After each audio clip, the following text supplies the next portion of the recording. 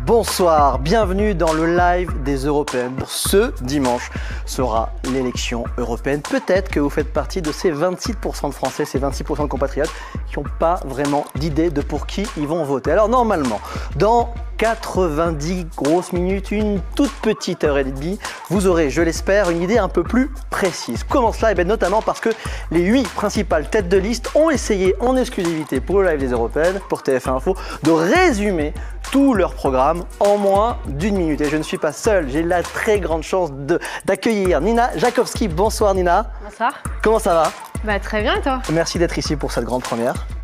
Tu as commencé dans une newsletter qui s'appelle Chez Paul, que moi j'ai connue du temps du Lab d'Europe 1, que j'ai adoré. Et tu as ensuite couvert l'extrême droite pour le JDD, et jusqu'en 2017. Et aujourd'hui tu travailles pour l'Opinion. Et je t'ai mis à côté d'Alison Tassa. Bonsoir Alison Tassa, ça va? Ça va et toi? Tu es avec nous dans la maison LCI-TF1, reporter politique. Vous couvrez toutes les deux le Rassemblement National. Alors, je vous propose un duel mais jovial quoi. Qui a le mieux, le plus, qui connaît le mieux Jordan Bardella, a le plus couvert Jordan Bardella, Marine Le Pen, le Rassemblement National. On va en discuter pendant une heure et demie. Merci beaucoup d'être ici toutes les deux. Bonsoir Hugo Couturier. Salut Paul. À toi ta passion. Ta passion, c'est ce qu'on appelle hashtag direct à haine, les questions au gouvernement. Toi, vraiment, ce que t'aimes, c'est te poser et faire des Twitch. Tu vas pouvoir faire de l'autopromo pour ton émission. Twitcher. Faut que tu m'apprennes. Moi, c'est ma première, c'est plutôt toi qui vas m'apprendre. Bienvenue. Bienvenue à toi. Fais la promo de ton émission. Hugo Perchoir, c'est une quotidienne sur l'actualité du Parlement et je reçois des députés. J'en suis à 120 en un an. Pas mal. Il t'en reste 577 moins 120, ça fait beaucoup. Ça fait 80%. Pas mal. Voilà. Et merci sur les Hugo. candidats aux européennes, j'en suis à 31 sur 38. Pas mal. Bienvenue, merci. Margot Haddad, en plus d'être mon amie, je suis très heureux de t'accueillir. Ravi également. Tu es éditorialiste international et tu as couvert bien. Tu es ici avec Alison dans la rédaction à la maison à LCI-TF1. Merci d'être ici. Et tu vas nous éclairer sur ces deux guerres lointaines mais qui impactent notre continent et qui cette élection européenne. Merci beaucoup d'être ici tous les quatre. Et surtout, on est nombreux, vous êtes nombreux à nous regarder et surtout la magie d'Internet, c'est qu'on va attendre avec une très grande impatience tous vos commentaires. Que ce soit que vous nous suivez en direct sur Facebook, sur TikTok, sur YouTube, que vous nous suivez sur l'application TF1 Info, s'il vous plaît, laissez-nous en commentaire votre avis sur ce que vous voyez. Faites-nous des commentaires tant qu'ils sont bienveillants. Promis, j'ai ici de quoi les recevoir et vous lire. Et puis surtout, c'est une émission de l'Europe, c'est compliqué, c'est vraiment extrêmement compliqué. Donc on va essayer de se poser et de partager ensemble ce qu'on sait de cette Europe, ce qu'on a vu de nos yeux. On est un certain nombre ici à être des reporters, à les connaître, à parler aux politiques, à essayer de vous raconter, de vous expliquer l'Europe si compliquée. Donc on attend avec une très grande impatience vos questions. Et moi je commence du coup, en attendant les vôtres, avec ma question. Elle est très simple.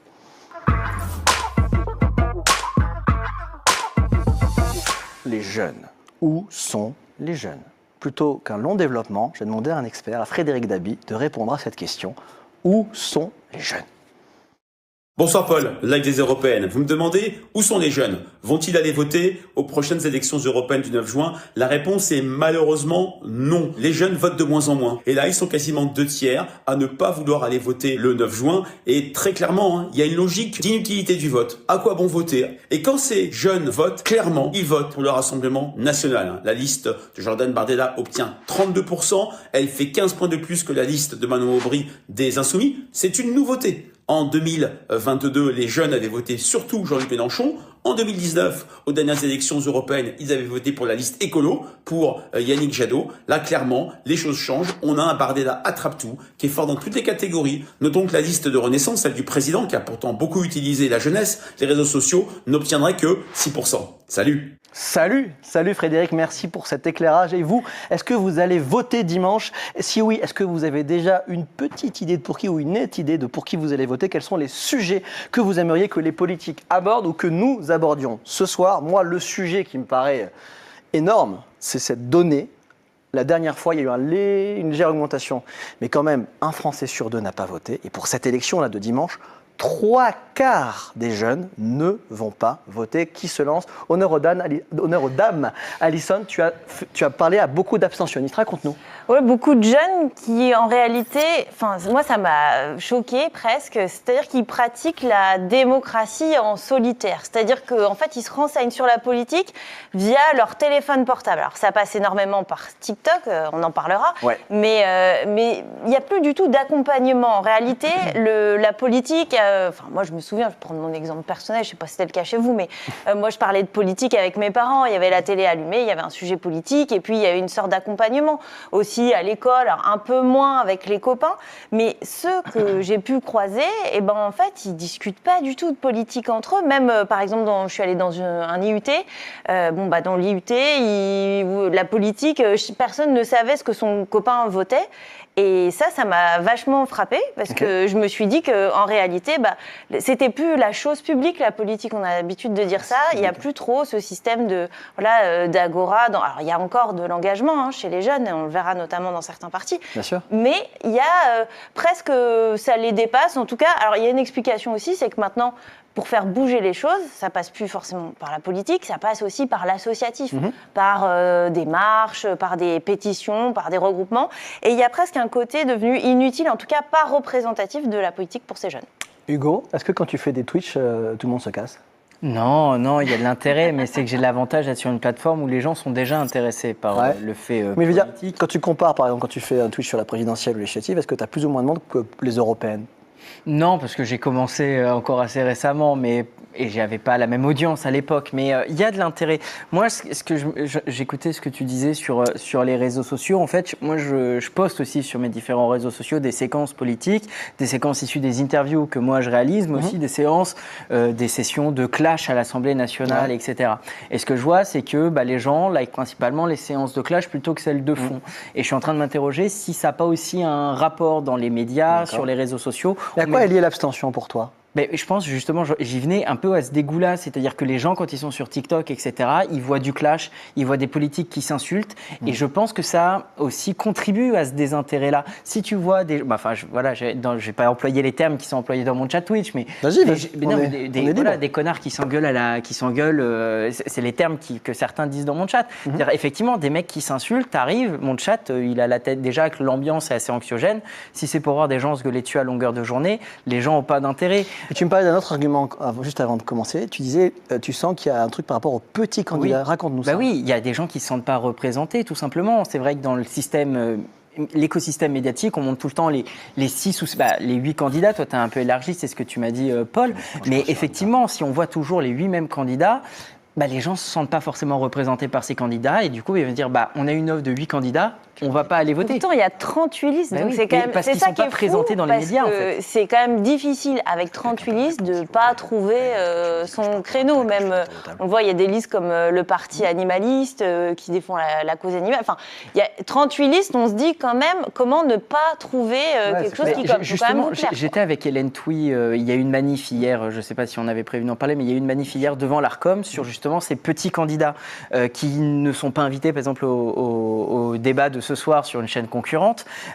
Et Duška Marković, qui est la 5e sur la liste du Parti animaliste, il dit mais nous, en fait, on a des choses à dire. Aux élections européennes précédentes, on rappelle, il n'y a eu que 100 000 voix d'écart entre le PCF qui était à l'époque Yann Brossa, et le Parti animaliste. Et pourtant, le Parti animaliste, on n'en a quasiment pas entendu, alors qu'il y avait un électorat. Et le Parti animaliste dit, mais si on nous offrait une vraie représentation dans les médias, il y aurait sûrement plus de gens qui votent pour nous. Là où je peux faire peut-être une petite parenthèse, parce que c'est pas un truc qui est très connu des gens, c'est qu'en réalité, l'ARCOM, donc c'est l'agent... L'ex-CSA, ce qu'on appelait avant le CSA. Voilà, c'est le gendarme de l'audiovisuel, c'est lui qui contrôle, qu'on fait tout bien dans les règles de l'art. Et en fait, l'ARCOM, ils ont établi des temps de parole. Et sachez, pour nous, au service politique, c'est vraiment presque un calvaire parce que tous les jours, on compte sur l'antenne de LCI, sur l'antenne de TF1, tant de parole. Et tout ça est un calcul très savant de représentativité, par exemple, à l'Assemblée nationale, mais aussi selon les sondages et tout ça. Donc, tout ça est très calculé et encadré. Et par exemple, le Parti animaliste ou le NPA révolutionnaire, ils sont passés dans les journaux, mais à mesure du temps qu'on leur donne. Et en fait, tout ça est très très bordé, à la différence de, par exemple, sur Internet ou dans la presse écrite, tout simplement. Oui. Très intéressant. Monsieur Roch-Olivier Mestre, si vous voulez réformer...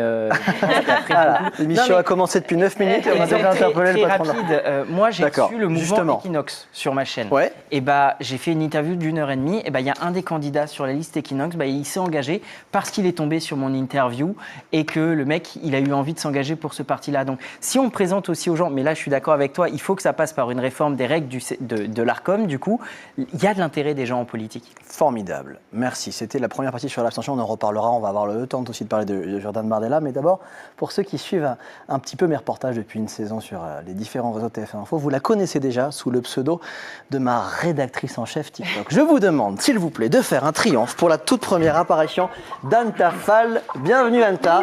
Bonsoir. Comment ça va? Tout va bien, ça a commencé depuis 40 minutes, déjà on est un peu en retard, mais on va prendre le temps.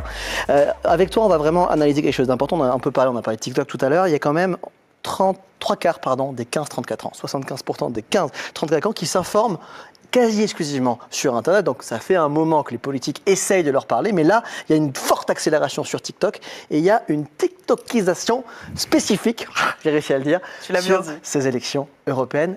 Floor is yours, à toi de jouer. Raconte-nous toi, Anta. Et oui, Paul, on va commencer avec Raphaël Glucksmann, que vous connaissez tous autour de la table, en fait, qui est tête de liste du Parti Socialiste.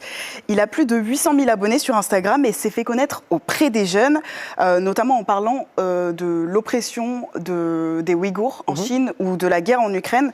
Et ça, c'est seulement pour Instagram, mais entre Raphaël Glucksmann et TikTok, en revanche, ce n'est pas le grand amour. Tu l'avais d'ailleurs interrogé, Paul, en avril dernier. Ouais, je me souviens. TikTok est soupçonné de siphonner les données au service du Parti communiste chinois. Donc moi, j'en ai marre de ce deux poids, deux mesures. C'est une accusation extrêmement grave. Vous imaginez si c'est le cas? Et c'est pour ça qu'on demande, nous, la création d'une commission d'enquête du Parlement européen au premier jour de notre mandat pour enquêter sur TikTok.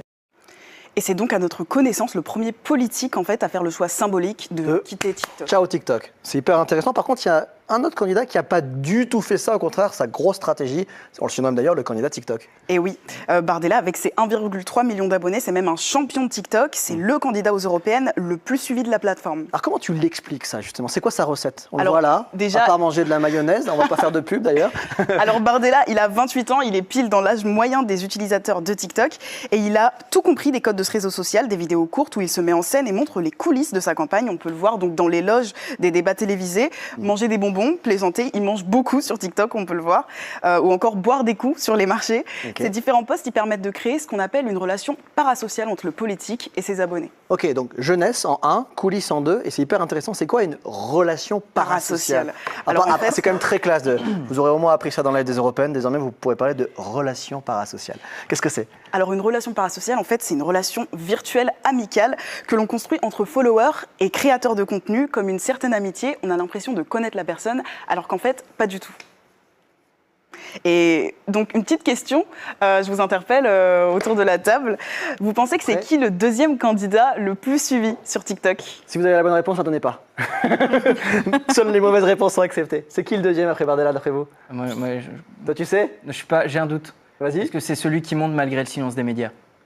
C'est-à-dire? Asselineau. Perdu. Ouais, perdu. Voilà. Nina? Francis Lalanne. Perdu. Ah, Jean Lassalle. Bingo! C'est Jean Lassalle. Bingo! Et oui, c'est Jean Lassalle, le candidat. Il ne pèse pas très lourd dans les sondages, seulement 1% pour son alliance rurale. Pas très lourd, effectivement. Mais ses vidéos TikTok, elles cartonnent et il est suivi de Florian Philippot, Marion Maréchal et Manon Aubry. Et vous, dans le chat, c'est qui votre policier, votre politique. Si tu veux. On peut aussi... Quel est votre policier préféré, si tu veux? Et non, la question c'est qui est votre politique préférée sur TikTok et dans quel quel parti? Non? Qu'est-ce que tu voulais dire? Comment votre vote il est influencé par justement les vidéos que vous voyez sur TikTok? Dites-nous si les vidéos TikTok des politiques peuvent éventuellement influencer votre vote. C'est ça. C'est ça. Ça, c'est hyper intéressant. Attends, je retiens quand même la relation parasociale. Ça, on le garde pour nous. Merci infiniment. C'est un terme qu'on retiendra. Merci infiniment, Anta. On peut te suivre sur TikTok? Eh oui. Vas-y, c'est ton moment. Attends, la caméra. Elle est là. Mon compte TikTok, c'est Antactu. Antactu. Merci beaucoup pour... désormais, on pourra parler des relations parasociales. Hugo, en plus d'avoir donné la bonne réponse, est un bon camarade. Il a applaudi Anta. Justement, là-dessus, qu'est-ce que vous avez pensé, qu'est-ce que vous pensez de cette TikTokisation, c'est dur, de la vie politique? J'avais interrogé à Perpignan Jordan Bardella en disant est-ce que vous ne jouez pas un petit peu sur votre physique vous-même sur TikTok? Il m'avait répondu je ne comprends même pas votre question. Est-ce que vous comprenez ma question? Qu'est-ce que vous pensez de ce phénomène? J'ai une petite surprise pour vous avant d'écouter les candidats. Je vous demande de fermer un peu les yeux comme ça, d'écouter la voix comme ça. Est-ce que vous reconnaissez cette voix? Salut tout le monde! Alors, je vous retrouve aujourd'hui pour une vidéo un petit peu particulière. On va pas parler du gameplay, on va pas parler du Call of Duty. La communauté, les mecs campent, les mecs ne prennent pas de risque, prennent le risque zéro, c'est-à-dire ils se mettent derrière un mur et ils vous attendent. Là, vous voyez que ça commence déjà à m'énerver. FMG9 Akimbo, ils sont toujours aussi puissants, aussi dévastateurs. Vous tirez des balles, vous avez l'impression que vous tirez des spaghettis, les balles font 100 mètres de long. Évidemment. Ah oui. Alors, Hugo et Ouais. Alison ont mis une demi-seconde. Ah à oui, comprendre. non mais... Margot, tu l'as pas trop. Sèche complètement là. C'est C'est un Nina, c'est ouais. Bardella. Premier ministre. C'est Bardella. Racontez-nous cette histoire. Raconte-nous, Nina. De ce que j'ai compris, on a retrouvé la trace de sa chaîne YouTube. Tout à fait. De Jordan l'époque où il jouait à- 93-20. Ouais, Ah, de la l'époque où il jouait à fameuse Call histoire of de Duty. Call of Duty. Exactement. J'ai pas fait le lien.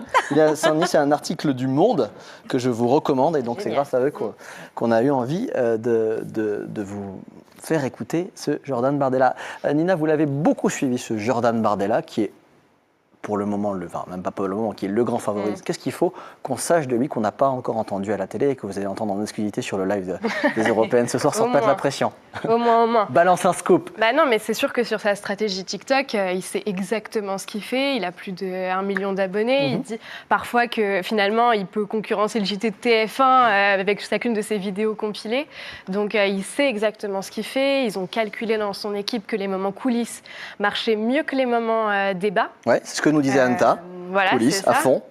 Et donc, il faut jouer à fond là-dessus. Et après, pour l'avoir suivi, encore le week-end dernier, j'étais à la foire de la Farled dans le Var. Ouais. C'était un de ses derniers déplacements de campagne. Oui. Et c'était vraiment une cohue énorme.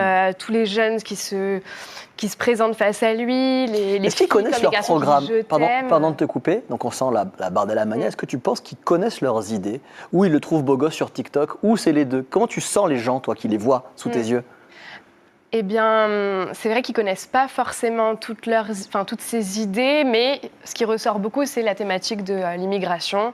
Ils disent souvent, il est là pour défendre la France et les Français. Et y compris notamment, j'ai assisté à des scènes un petit peu où on disait effectivement, il va nous défendre nous et on m'a quand même cité la mesure on va s'en prendre aux parents d'enfants qui ont commis des actes de délinquance. Donc ça, c'est quelque chose qui est revenu quand même souvent. Donc ils connaissent au moins, pour ceux que j'ai rencontrés, cette mesure. Alors, Erwan sur Facebook nous dit certaines vidéos, je pense, peuvent influencer car elles sont montées avec seulement les moments les plus importants. Parfois, c'est même un peu étrange car ce n'est pas la totalité du débat. N'est-ce pas tromper un peu? C'est intéressant, ça, c'est une mise en scène. C'est la différence entre le journalisme et la communication. C'est pour ça que les journalistes sont indispensables et c'est là où il y a peut-être un manque chez certains jeunes. C'est-à-dire que le politique, il va montrer ce qu'il a envie de montrer sur ses réseaux sociaux et évidemment, alors j'ai un exemple personnel et très récent. J'étais avec Marine Le Pen sur un marché à Lillers il y a 1 semaine et demie, 2 semaines. Et elle a été accueillie, alors certes, ils n'étaient pas très nombreux, mais par des militants qui étaient vraiment contre le Rassemblement national. C'était très tendu, qui disaient RN, donc H-A-I-N-E, qui vraiment étaient contre Marine Le Pen. Donc nous, on a relayé ça sur l'antenne de LCI, par exemple. Et ensuite, Marine Le Pen, elle a fait une super vidéo hyper léchée sur ses réseaux sociaux. Et évidemment, on ne voyait pas du tout ça. On la voyait au contraire embrasser un petit chiot tout mignon, des bébés, des enfants et tout ça, comme si tout s'était super bien passé, alors que quand même, elle a dû contourner notamment un petit camion. Elle n'a pas pu faire son marché, sa déambulation sur le marché comme elle avait prévu de le faire. C'est comme depuis quelques temps, tu remarqueras que dans les meetings, maintenant, c'est images fournies par le candidat et c'est plus les images, parce que comme ça, quand il y a eu le meeting d'Éric Zemmour en 2021, où il y a eu plusieurs manifestants d'extrême droite qui ont cogné des militants de gauche, Avec les images fournies par le candidat, on ne voyait pas. Donc évidemment, ils contrôlent leur communication. Tu vois, moi, désormais. j'ai connu ça quand j'étais en poste aux États-Unis. Ça a commencé avec Barack Obama. Barack Obama, certains meetings, eh bien, la presse de la Maison-Blanche ne pouvait plus y avoir accès. Et on avait ces vidéos de coulisses, justement, dont on parlait à l'instant, où on le voyait faire une petite danse dans une soirée à la Maison-Blanche. Et tout ça a fait un buzz total, notamment sur Facebook à l'époque, puisque c'était les années Obama. Et ça, les candidats, même dans d'autres pays, ça vient exactement de ça, c'est-à-dire de cette ère Obama où on voyait les moments de danse, les moments un peu rigolards qui plaisaient à la population et qui pouvaient faire du buzz. Et donc ça, on s'en inspire dans d'autres pays européens à l'heure actuelle également. Je vois Alix TGF sur YouTube. Peu de personnes votent chez les jeunes, donc il ne faut pas dire que la majorité des jeunes votent Bardella. Ça tombe bien, c'est pas exactement ce qu'on a dit. Il dit c'est 32% de 25% des jeunes qui votent. Vous avez totalement raison. Alexis TGF sur YouTube. Il n'empêche que parmi les jeunes gens qui votent, un tiers vote pour Bardella et on verra plus tard que c'est une grosse bascule et c'est ce que nous disait tout à l'heure Frédéric Dabi, c'est que la dernière élection, il votait plutôt écolo, il votait plutôt Yannick Jadot et là il vote Bardella. C'est ça la nouveauté de ces européennes. On est d'accord, Alison ? Oui, et j'ai justement fait un reportage, on a pris la route, on est allé dans le département de l'Aube et j'ai rencontré beaucoup de jeunes vraiment au débeauté, donc pas castés comme on peut dire. Et c'était ce qui m'a frappée, c'est que plusieurs m'ont dit je vais voter pour Jordan Bardella. C'est des primo-votants. Ils n'ont jamais mis un bulletin de leur vie dans l'urne. 18 ans tout juste, ils vont mettre leur bulletin. Et il y en a un qui m'a dit je vais voter Bardella, pas spécialement parce que j'ai envie qu'il gagne, mais parce que c'est le seul que je connais. Et pourquoi il le connaît ? Parce qu'il le connaît de TikTok. Et ça, on a fait un sondage. À chaque fois qu'on a croisé des jeunes, on a croisé beaucoup. On disait, dites-nous des noms. Est-ce que vous connaissez Valérie Ayé, Manon Aubry ? Ils ne connaissaient aucun. Et Jordan Bardella, systématiquement, ils connaissaient. Et quand ils prenaient leur portable, en allant voir sur le compte Instagram, ils suivaient déjà Jordan Bardella. Alors, suivre, ça ne veut pas dire forcément adhérer. Mais en tout cas, c'est celui qui fait un carton plein sur les réseaux sociaux. Et il y en a qui se limitent à ça pour voter. Je remercie Erwan Louarn sur Facebook qui dit « Très beau le plateau de la matinale version nuit ». C'est vrai. J'aime beaucoup le format. Bravo à vous. Merci du fond du cœur, Erwan. Regardez, je me lève pour vous montrer ce magnifique plateau. Tu le disais tout à l'heure, Hugo, il y a 38 listes avec beaucoup de ce qu'on appelle les petits candidats. Il y a 3078 candidats pour 81 places. C'est pas beaucoup. Donc on ne peut pas faire les 38 parce qu'on va prendre le temps de prendre les 8 premiers. Et pour commencer, j'appelle Léon Desfontaines, le padawan, comme il est surnommé en me faisant visiter le siège du Parti communiste, le padawan de Fabien Roussel. Je lui ai demandé, s'il vous plaît, monsieur Desfontaines, résumez-nous le programme du Parti communiste en 1 minute, top chrono. Top. Le 9 juin sont des élections importantes parce qu'elles vont régler les questions du quotidien des Françaises et des Français, notamment la question du pouvoir d'achat. Si vous voulez baisser les factures d'électricité, alors il faut remettre en cause ce marché européen de l'électricité. On peut baisser de 30% les factures énergétiques. Si vous voulez répondre à l'impératif environnemental, alors il va falloir engager des grands travaux utiles pour l'environnement, remplacer des camions par des trains, développer le fret ferroviaire, construire des chantiers comme le Lyon-Turin par exemple que nous avons actuellement. Et nous aurons besoin pour ces grands travaux, pour la réindustrialisation du pays, d'engager un grand mix énergétique nucléaire et renouvelable. Oui, il va falloir construire de nouveaux réacteurs nucléaires pour permettre de répondre à l'impératif environnemental. Et enfin, pour les jeunes, il y a une mesure phare que je souhaite porter, c'est celle de la gratuité du permis de conduire. On sait qu'aujourd'hui, le permis de conduire coûte cher, trop cher pour de nombreux jeunes, et c'est la première discrimination à l'embauche, notamment en région, notamment chez moi en Picardie. Donc on portera la gratuité du permis de conduire à l'échelle européenne, financée par le Fonds de solidarité européen. Voilà toutes ces mesures et je vous invite à regarder en détail dans notre programme. Léon Desfontaines en exclusivité pour le live des Européennes de TF1 Info. On retient sur le fond 1. Baisser le prix de l'énergie. 2. Développer les trains. 3. Le permis de conduire gratos. Sur les stratégies, est-ce que vous êtes un peu d'accord avec moi pour se dire que ce jeune Léon Desfontaines, il est aussi jeune que Bardella, ils ont le même âge. Et même lui, plus jeune, à quelques mois près. À quelques mois près, d'accord. Ils ont 28 ans tous les deux, mais tu as raison, soyons très précis. Il est léger, c'est le Benjamin. C'est le Benjamin. Et de mémoire, Glucksmann est le seigneur à 44 ans, c'est ça. Et quand le seigneur a 44 ans, ça veut dire que les têtes de liste sont très jeunes. Alors jeunes. Les jeunes s'intéressent quand même à la politique. Et ça, c'est vrai, c'est même très bon signe. Est-ce que vous êtes d'accord avec moi pour dire que donc, c'est une révélation médiatique notamment chez nous, sur LCI, le débat avec David Pujadas, la grande confrontation, où il a qualifié Bardella de OSS 117. Et qu'en même temps... Monsieur, oui, vous êtes communiste. N'arrêtez pas de dire ça. En 2024, il était bloqué sur cette phrase, et donc Léon de Fontaine lui a dit « Ok, OSS 117 », ce qui a marché très fort justement sur les réseaux sociaux.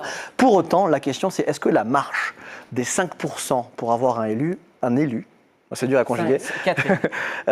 Oui, en gros, il faut 3% pour être remboursé, 5% pour rentrer à l'Assemblée, au Parlement européen.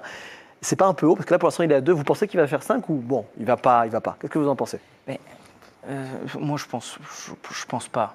Ok. Non, disons-le, il y a le PCF est dans un, comment dire, pour être gentil, un peu en état de mort cérébrale depuis plusieurs années. On le voit avec les résultats aux européennes 2019, ça a été un échec. Aux législatives, heureusement pour qu'ils aient un groupe au Parlement, il faut qu'ils aient 11 ou 10 élus des ultramarins, ils sont que 12.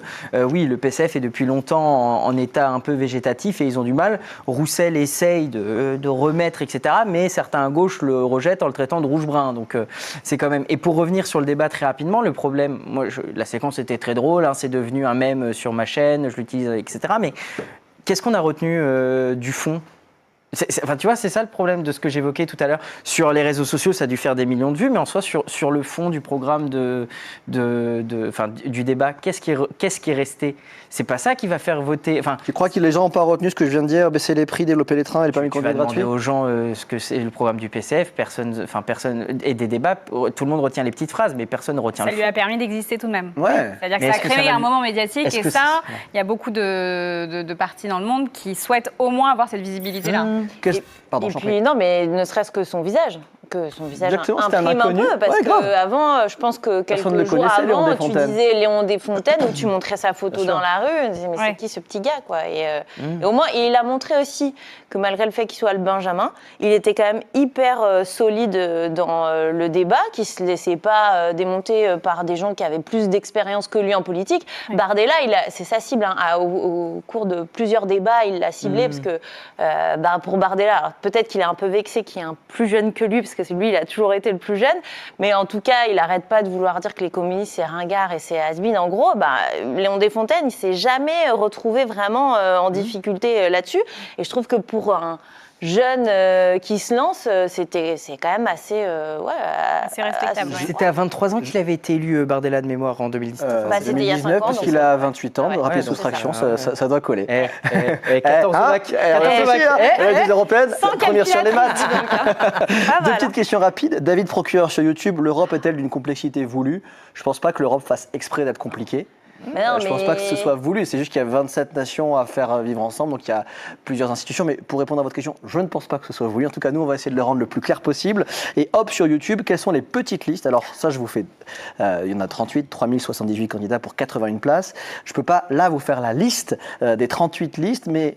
Par contre, je peux vous envoyer au travail d'Hugo, qui les a quasi tous interviewés. Et évidemment, sur le site de TF1 Info, vous trouverez la liste exhaustive avec les têtes de liste, les partis, leurs principales idées. Donc, Internet est fait pour ça. Donc, allez sur le site de TF1. Peut-être même que vous nous regardez en direct sur TF1 Info. Et je vous remercie pour ça. Est-ce qu'on a fini sur le jeune communiste? Est-ce qu'on peut passer à l'écologiste? Ou est-ce que quelqu'un a quelque chose à rajouter sur Léon Desfontaines?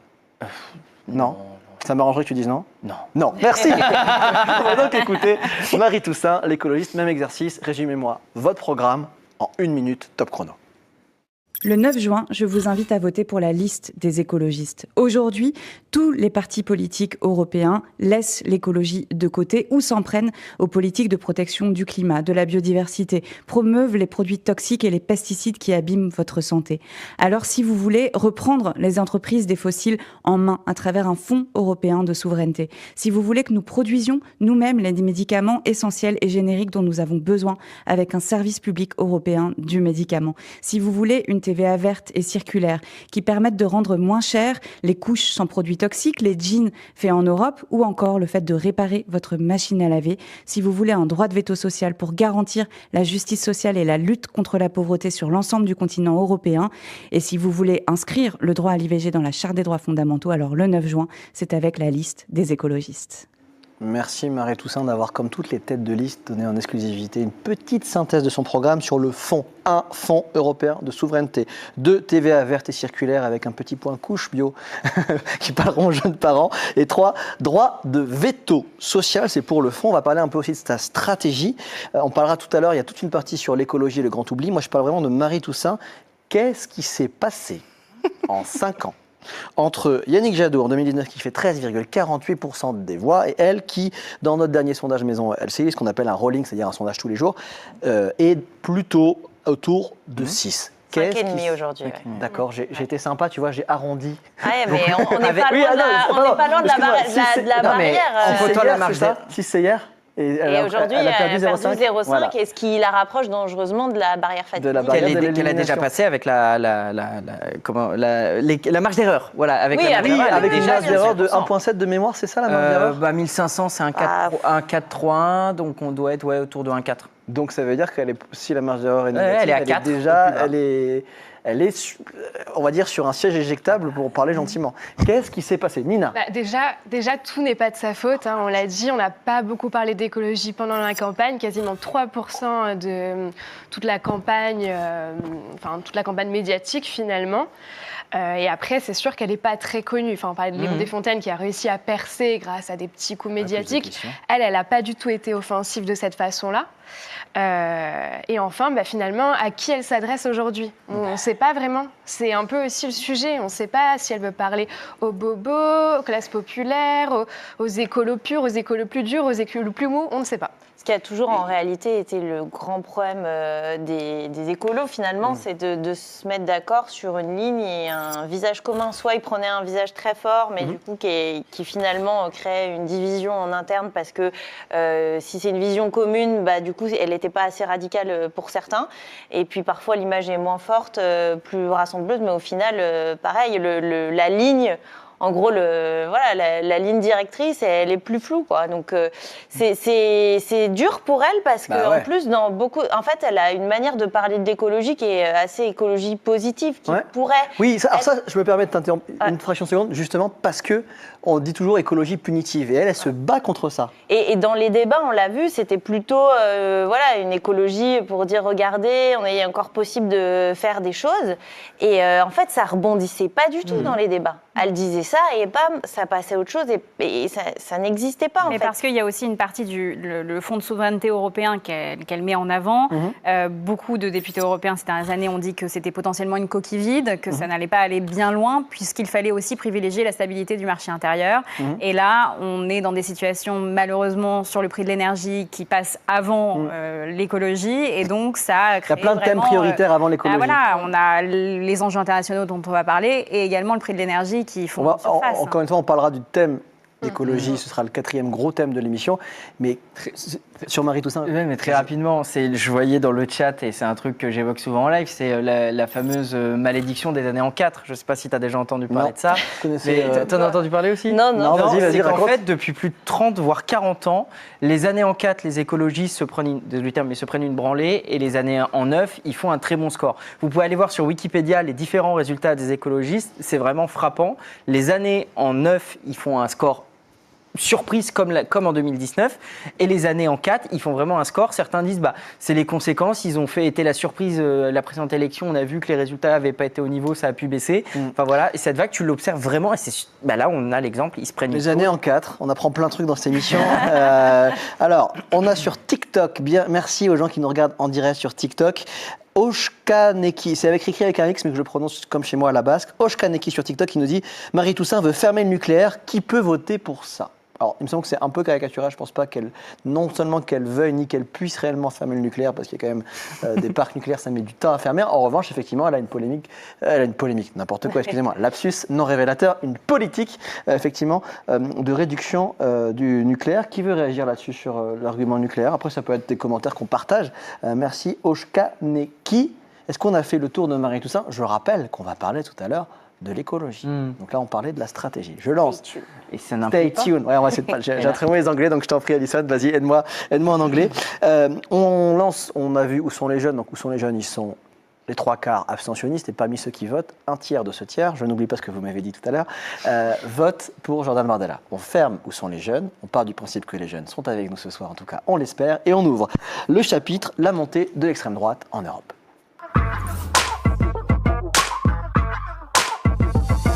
Ils sont là les jeunes. Ils sont là les jeunes. Ils sont là. C'est ça, on Bah, va 25, poser la hein. première question. Vas-y. C'est quoi un jeune? C'est Jusqu'à quoi quel un âge jeune on est jeune? Ok, alors... Alison, on est out. Non, non, attends, j'espère qu'on est jeunes quand même. Allez, les moins de 30 ans, on lève la main. Eh ben, non, mais selon, les 35. les sondages, quand tu parles à Frédéric Dabi, par exemple, il met les jeunes jusqu'à 25, T'as 24. 15-24, après t'as 24-35. Chez les jeunes avec Macron, c'est 35. Moi, comme je suis juste de l'autre côté de 35, j'ai décidé que ça s'arrêtait un tout petit peu après 35. Ça vous va? Après, on est en phase de déni, en fait. Ouais, complètement. Moi, je suis encore à 25, laissez-moi, j'ai encore 3 mois avec le tarif, je suis 26. Profites-en. Laissez-moi tranquille. Justement, je reprends le train pour continuer le train de cette émission. Pourquoi une telle augmentation sur tout le continent du vote d'extrême droite? Alors l'extrême droite est très variée, très multiple. On va prendre le temps vraiment de se poser et d'essayer de comprendre un peu ce qui se passe dans le continent. Mais avant de zoomer, dézoomant, regardons le continent de haut. Qu'est-ce qui se passe en Europe? Qu'est-ce qui se passe? Nina, on vous entend pas beaucoup. Je suis là. Je suis suspendu à tes lèvres. Effectivement, là, on s'attend à une énorme poussée populiste, notamment d'extrême droite partout en Europe. Pourquoi Là-dessus, on peut noter notamment 3 raisons. Il y a une grosse défiance envers tout ce qui est institutions européennes, mais aussi nationales. Ensuite, il y a la question de la situation sociale, le pouvoir d'achat, les inégalités qui augmentent. Et enfin, le rejet de l'immigration. Donc, ce n'est pas une typologie qui vient de moi, ça vient de l'historien Marc Lazare qui étudie beaucoup tout ça. Donc, c'est un peu les 3 principales raisons qui expliquent en ce moment cette poussée de l'extrême droite. Et les chiffres sont assez frappants, parce que rien qu'en France, le bloc nationaliste, souverainiste est à plus de 40%. Mais là, si on reprend un peu, j'ai vu une dépêche qui disait que les sondages anticipaient des chiffres. Donc en gros, avant, ça représentait 20%, ça pourrait passer à 20%. Donc ça veut dire quand même un quart des partis d'extrême droite. Avant 20% maintenant? Les partis d'extrême droite représentaient 20%. Oui. Sur le précédent scrutin, là, ça pourrait passer à 25% des 25. sièges. D'accord, de 20 à 25. De 20 à 25, donc ça représente quand même, là, actuellement, les 2 groupes qui sont les plus, on va dire, conservateurs, ils sont en 5e et 6e position. Après, il va y avoir une énorme recomposition après les européennes, puisque on l'a vu, notamment le groupe dans lequel était le Rassemblement national, le groupe ID, ils sont avec l'AFD. Oh là là, regarde, j'ai l'impression qu'on a préparé un truc sur l'iPad, pile pour quand tu vas raconter ça. Il y a des effets spéciaux dans cette émission. Incroyable. Alors, ce camembert n'est pas un camembert. Voici le futur Parlement européen selon les derniers sondages. Je ne sais pas si vous le voyez, vous allez le voir normalement en direct. En nombre de sièges, formidable. Je vais légèrement zoomer, vous êtes prêts? Effets spéciaux de l'extrême. Voilà ce dont tu parlais. Eh ouais, attends. À droite, tu parlais CRE souverainiste et extrême droite ID, d'accord? Donc c'est ça, dont tu parlais. C'est les 2 groupes, les creux et les ID. Le Rassemblement national et avec là, ID. Ils sont loin d'être majoritaires. Et en fait, on va voir comment ça va se recomposer. Parce qu'en fait, il y en a qui appartenaient à ID et d'autres à Creux. CRE. Ça va, il y a 2 écoles. Là, on dit Creux et là, on dit CRE, d'accord? Tout le monde est toléré dans cette émission. Et en fait, on va voir comment ça se recompose. Pourquoi ils ne sont pas ensemble, les Creux et les ID? Mais il y en a même qui ne sont même pas, par exemple, le parti de Viktor Orban, il n'est même pas dans ces 2-là. L'Hongrois. Ouais. Voilà, donc, ils ne sont pas ensemble parce que, par exemple, en fait, ECR, donc Creux, comme vous voulez, c'est pro-Ukraine, très atlantiste et aussi très conservateur sur toutes les questions sociétales, LGBT, mariage pour tous, etc. Le groupe ID, lui, n'est pas du tout dans cette même idéologie. Eux, ils sont souvent qualifiés de pro-russes, en fait. Et ils sont extrêmement isolés sur la scène européenne. Et c'est le groupe auquel appartient aujourd'hui Jordan Bardella. Et ils sont vraiment extrêmement isolés. Et c'est ça qu'il faut retenir aussi. Donc ils ne peuvent pas fusionner. Et qu'il y a un vrai barrage surtout. Aussi, il y a un cordon sanitaire, ce qui fait qu'en fait, eux, ils ne peuvent pas avoir beaucoup de missions au niveau européen. Un cordon sanitaire, mais Ursula von der Leyen, la présidente de la Commission, elle va quand même avoir besoin de Mélanie si elle veut se maintenir. Non, mais elle est dans le CRE. Oui. Donc là, on parle du cordon sanitaire avec ID. Oui. Avec ID. Avec ID de Bardella. Ça est très compliqué. Non, mais allons-y, prenons le temps. Parce que c'est primordial. Parce que Marine Le Pen, elle l'a bien compris, elle a appelé à la formation d'un grand groupe souverainiste. Exactement. Sauf que Giorgia Meloni, elle lui a dit... Non. Justement, c'était exactement ça le sens de ma question, parce que c'est ce que veut Marine Le Pen, mais ça ne se fait pas pour les raisons que vous venez d'évoquer. C'est-à-dire que sur le fond, ils sont d'accord sur pas grand-chose. Oui, bien sûr. Parce que et ce qui puis est important. Giorgia Meloni a changé de sa position également, il faut savoir. Vas-y, Elle est raconte. partie avec un programme, et par exemple, sur la ligne de l'immigration, elle a complètement changé de bord, puisqu'elle a dit que finalement, les immigrés devaient rester sur le territoire italien pour travailler dans les usines, parce que justement, il n'y avait pas assez de personnes pour travailler dans ces usines-là et pour augmenter justement et faire en sorte que l'économie italienne se porte bien. On parle de Meloni, l'italienne. Je retourne dans mon iPad, effets spéciaux. Oh là là, on dirait la page de Nina Jakowski sur le site de l'Opinion. Il y a des super articles, je vous recommande son travail. Regardez, je descends, et tu as écrit, regarde, tac, je clique là. Le RN rompt avec ses alliés allemands de l'AfD après une nouvelle polémique sur les SS. Je vais zoomer sur ce monsieur, Maximilien Krah. Je ne sais pas si c'est toi qui as choisi cette photo, on peut en parler aussi. Raconte-nous l'histoire de ce monsieur. Oui, histoire très compliquée entre le RN et l'AfD. Donc, ce qu'il faut savoir, c'est que l'AfD, c'est le plus grand allié allemand du Rassemblement national. Et en fait, ils n'ont jamais été totalement amis, mais ils sont alliés. C'est ce que je fais. Ce qui s'est passé, c'est qu'il y a eu plusieurs polémiques avec l'AfD. Et la dernière, la plus forte, étant ce monsieur, la tête de liste, qui dit « Je ne dirai jamais que quiconque portait un uniforme SS était automatiquement un criminel. » Attends, je t'arrête. Je répète cette phrase, je ne dirai pas que les SS sont des criminels. Voilà, les SS ne sont pas des criminels. En gros, c'est ça. Ok. Pas tous. Pas tous, voilà. Ok, très bien. Pas automatiquement, effectivement. Voilà, ouais. Donc là, c'est intéressant, la sanction est intéressante. Il n'est pas viré, mais il n'a plus le droit de sortir. En gros, c'est ça? J'ai bien compris? comment ça? Il s'est fait dégager. Il s'est fait dégager, mais il est encore un peu là. Il n'a pas le droit de faire campagne. Il n'a pas le droit de faire campagne. C'est ça, exactement. Voilà, Ouais, c'est ouais, ça. bien Il sûr. s'est retiré de la liste d'ailleurs.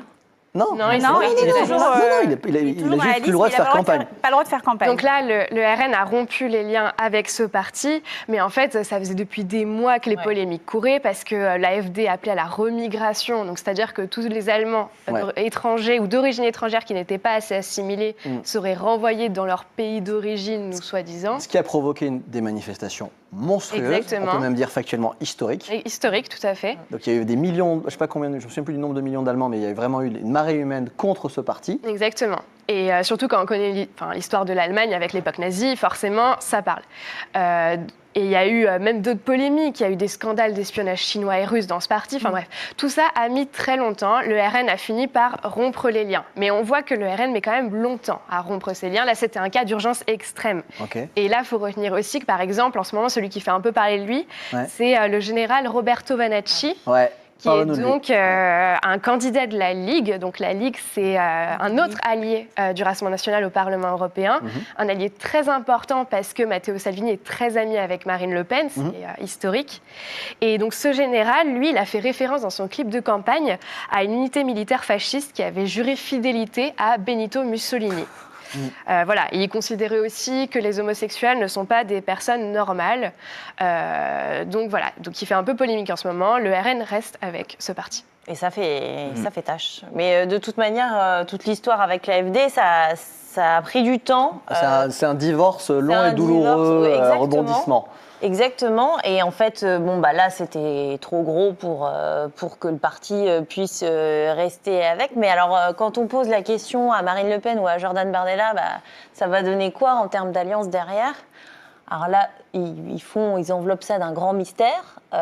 Mais peut-être que c'est tout simplement parce qu'ils n'ont pas forcément la réponse avec qui ils vont pouvoir se remarier derrière. Ça vous dit, on revient 2 secondes à mon camembert, juste pour qu'on comprenne l'histoire. Donc, 80 députés français vont partir au Parlement européen, mais on pense à l'échelle d'un continent qui va passer à 720 sièges. On revient à ce camembert. Ce qui est très intéressant, c'est que vous voyez, le président Macron, il est Renaissance, il est Renew, centriste, donc 86. Ce qui est hyper intéressant, regardez-moi l'évolution en nombre de sièges. Donc Renew, centriste, en tout le groupe Renew va perdre 16, et l'extrême droite cumulée, CRE, le creux, je ne sais pas comment on dit CRE ou creux, prend 18, pourrait prendre 18, ce sont des sondages, c'est une projection, et l'idée extrême droite, dont le Rassemblement national pourrait en prendre 25 en plus. Qu'est-ce qui se passe si l'extrême droite prend le pouvoir à Bruxelles dimanche? Qu'est-ce qui se passe pour nous, Français? Ça n'arrivera pas. Toi, t'es catégorique. Mais non, mais il suffit de regarder les chiffres, Paul. 84, Et encore, c'est une projection. Ça n'arrivera pas parce qu'ils ne peuvent pas fusionner. Non, mais même, c'est une qui date de fin avril dernier. Il y a d'autres projections. T'as qu'à critiquer mon sondage. Non, mais je te dis, Il est en train de critiquer ton c'est que moi, camembert. je regarde Il est Contexte. pas beau mon camembert. Je regarde le média Contexte, qui est un des médias références. Je vous au conseille Parlement. Contexte et Politico aussi, Politico.eu, qui sont deux formidables sources. Et en fait, là, quand tu regardes le sondage, déjà, comme on l'a dit, il y a cette fusion qui est impossible, ce barrage républicain, ce barrage au Parlement européen. Et tu vois même que, quoi qu'il en soit, si on enlève idée de l'équation, puisque du coup, idée, le PPE est obligé d'être avec Renew, et soit avec le CRE, soit avec les sociodémocrates. Ok, je te Donc, suis. quoi qu'il en soit, ça n'a aucune idée. Et d'ailleurs, il faut le dire et il faut le rappeler à chaque fois quand on entend on parlait des écolos, mais on peut parler du RN, quand ils disent avec nous, tout va changer, on va faire ça. Non, Bardella le Rassemblement national ne peut pas changer l'Europe. Ils ne peuvent pas, puisqu'ils n'ont pas la majorité. Ça va être la coalition qui va arriver au pouvoir. Et pour l'instant, il n'y a aucune coalition possible avec ID. Il y a une coalition possible avec le CRE, parce qu'il y a un rapprochement entre Giorgia Meloni et Ursula von der Leyen. Ça semble compliqué, mais il y a un rapprochement quand même qui fait un petit peu polémique. Mais oui, le Rassemblement national, et je vois dans le chat sur les différents réseaux sociaux, on est diffusé avec nous, tout va changer avec Bardella. Non, il faut le dire, c'est pas possible. 2 commentaires. Nini56 sur TikTok. Merci de regarder ce live des Européennes sur tous les réseaux TF1. Je tiens à préciser à tous que Bardella a gagné les Européennes en 2019 et en 5 ans, il a fait quoi? Il a souvent été condamné Pardon, pas condamné. J'arrête pas de faire des lapsus, c'est génial. Il a souvent été critiqué sur le fait qu'il était présent en plénière, mais qu'il a fait quasi aucun rapport. Déjà, il s'est mis dans une commission, c'est la commission pétition, qui a un surnom, c'est la commission des planqués. En gros, c'est la commission que tu prends si tu veux pas trop bosser, parce que c'est la commission qui reçoit les pétitions de tous les Européens. Donc bon, tu regardes et il y a rien qui puisse être mis dans un texte et porté dans l'hémicycle. Donc bon, déjà ça limite un peu les trucs. Et puis alors attends, il faut que je recherche mes chiffres, mais il a déposé que lui 21 amendements. Non, c'est ça. Alors que, alors j'ai plus les chiffres exacts en tête, mais François-Xavier Mélanie c'est 1200, Aubry elle dépasse les 3000, je crois que c'est 3002, quelque chose comme ça. Enfin en tout cas, le différentiel entre les deux est quand même incroyable. On parle pas du simple au double, là c'est puissance 10 voire puissance 100. Mais le problème c'est que les Français s'en foutent. Tu crois? En tout cas, sa plume, j'arrive plus à parler ce soir, ça glisse un peu sur lui comme sur les plumes d'un canard. J'ai l'impression toutes ces critiques, il en joue, il en parle. Enfin, c'est pas un argument qui porte. Il met en avant sa présence dans l'hémicycle. Ouais, sauf qu'en réalité, en plénière, sauf que bon, quand tu es député européen, si t'es pas trop là, après on te sucre un peu de bise. Mais alors, attendez, juste pardon. C'est Saturnin pour toi, Bardella? Ah, c'est pas mal. Attends, je vais juste lire une dissertation, c'est même pas un commentaire, mais hyper intéressant de Stéphane Keldan sur YouTube. Tu le connais? Ah bah, c'est ta modérateur, c'est mon modérateur. C'est ton modérateur. Qui est de Boulogne en plus. Ah bah c'est super, voilà. c'est génial. On est à domicile là. Alors laisse-moi lire son com s'il te plaît. Après, les calculs des groupes sont soumis à la composition des groupes pendant les élections. L'exemple Reconquête et Orban ne sont pas encore acceptés dans ECR et l'AFD, risquent de se faire dégager. Autre exemple, les Verts font liste à part en France, pas sûr qu'ils soient encore dans le même groupe post-élection. Ton modérateur est très pointu et il me semble avoir raison. On est d'accord avec ça? Il y a la même chose en Hongrie. Il y a la même chose chez Orban, chez Viktor Orban. Dans le parti Fidesz, il y a un membre qui a décidé de quitter le parti et d'essayer de montrer sa propre coalition. Donc on est dans une situation un peu similaire en Hongrie également. Merci Margot. OB sur YouTube, est-ce que les Verts vont être dans la coalition? Dans quelle coalition? Je sais pas. Je lis les commentaires d'OB sur YouTube. OB sur YouTube, à nous de vous poser la question. De quelle coalition parlez-vous, s'il vous plaît? Je vais lire vos commentaires. Celle qui va être à la tête de l'UE, la prochaine coalition von der Leyen. Oui, parce que c'est là où tu as raison de dire si l'extrême droite prend autant de députés que j'ai dit, ils ne peuvent pas prendre le pouvoir. Donc, c'est-à-dire qu'il y aura une coalition en face. Et donc, peut-être que la question, c'est est-ce que les Verts seront dans cette coalition? Je pense que je l'interprète comme ça, OB sur YouTube. En fait, tout le monde va regarder les résultats dimanche soir, qui vont certes être intéressants au niveau national, mais en fait, ce qui va être super intéressant, c'est de regarder ensuite les jours qui suivent. Bien sûr. Comment ça va se recomposer, parce qu'au-delà des scores individuels, évidemment, c'est ce que tu disais, personne ne peut rien faire s'il n'y a pas un groupe derrière lui. Et là, ça va être super intéressant. Margot, pardon, je t'en prie Nina. Par contre, là où peut y avoir un impact de effectivement cette poussée de l'extrême droite, c'est qu'eux, ils disent qu'ils vont avoir une forme de minorité de blocage. Donc ça veut dire quoi? Ça veut dire qu'ils pourront être en capacité de bloquer des textes, notamment en votant comme une partie de la droite. Donc par exemple, si vous vous intéressez à l'écologie, les textes qui concernent l'environnement ne pourront plus passer si la droite et l'extrême droite votent contre. Donc par exemple, le pacte vert qui a été voté très récemment, qui doit réduire à 55% l'émission de gaz à effet de serre d'ici 2030, ce genre de texte, demain, ne pourrait plus passer si les scores sont assez importants. Intéressant. Oshkaneki sur TikTok, des rapports qui n'auraient rien changé, à quoi bon déplacer des virgules? On entend souvent ça. À quoi ça sert l'Europe? Déplacer des virgules. Quand même. Tout de même, avec les enjeux internationaux, on ne peut pas dire que l'Europe sert à rien. Garde de la parole, s'il te plaît, Margot. Tu as été correspondante, notamment pour CNN. Je le dis moins bien que toi, mais tu as vraiment couvert, tu as vu de près Donald Trump. Il pourrait revenir au pouvoir. Et tu m'as dit une fois, quand on a discuté, ce qui se passe aux États-Unis arrive toujours en France. Oui. La montée du populisme surtout, et ce discours anti-establishment, c'est-à-dire contre les institutions, des Américains qui ne croient plus du tout aux institutions, même les plus hautes, comme la Cour suprême, qui est la plus haute institution aux États-Unis. Et dans le discours des militants trumpistes, puisque j'étais là-bas pour les primaires républicaines qui ont donné donc Donald Trump vainqueur, eh bien, il y a un discours qui fait surface et qui est de trouver une forme de démocratie alternative. Et c'est ce qu'on entend également dans des électeurs, en Europe également, qui voudraient voter contre plutôt que voter pour un programme. Et ça, c'est assez intéressant parce que ça se développe de plus en plus au niveau européen. Je vous rappelle que Margot, tout à l'heure, va nous éclairer sur l'impact des deux guerres, l'Ukraine, la guerre ukrainienne et ce qui se passe à Gaza, sur nos scrutins européens. Donc si vous avez des questions ou des commentaires, commencez déjà à les poser. Je me ferai un devoir de les répéter mot pour mot pour interroger Margot. Pour te relancer sur Trump, comment tu sens ce parallèle justement dont tu parlais? Qu'est-ce que ça pourrait donner exactement? C'est vrai que quand on voit les meetings de Trump, on a une personnalité avant d'avoir un réel programme. Et moi, ce qui m'a frappé quand j'étais sur le terrain dans le New Hampshire, c'est que les électeurs me disaient clairement, on vient voir un showman, on vient voir quelqu'un qui va nous faire rire. Et donc on en revient à ces politiciens qui sont sur TikTok, et c'est ce que je faisais comme parallèle tout à l'heure, avec justement ces petites scénettes qui vont sur les réseaux sociaux et qui font du buzz.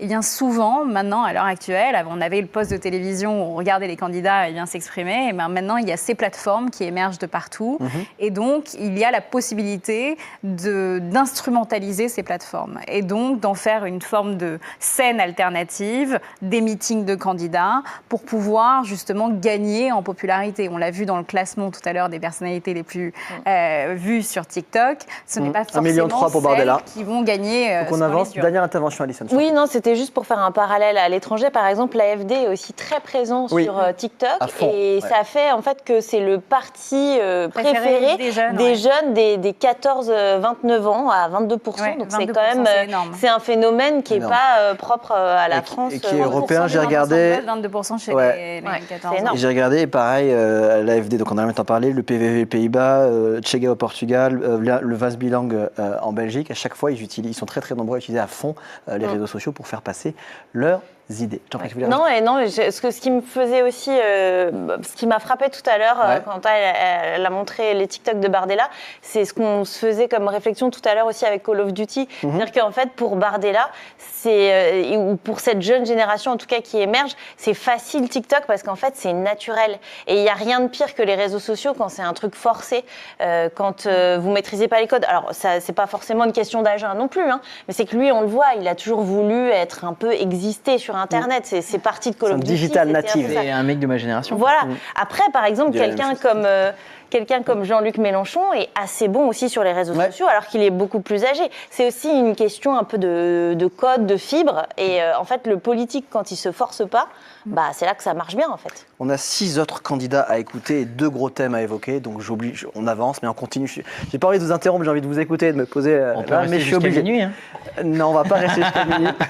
Parce que j'ai promis 1h30 pour tout comprendre dans ce live européen. Vous avez vu tout à l'heure 2 candidats, on va vous en montrer les 8 têtes de liste. Et on va passer à la candidate d'Éric J'ai du mal à parler, je bois un De tout petit peu d'eau. Reconquête. Merci Alison. À la candidate d'Éric Zemmour, la candidate de Reconquête, on va écouter Marion Maréchal qui résume tout son programme en moins d'1 minute.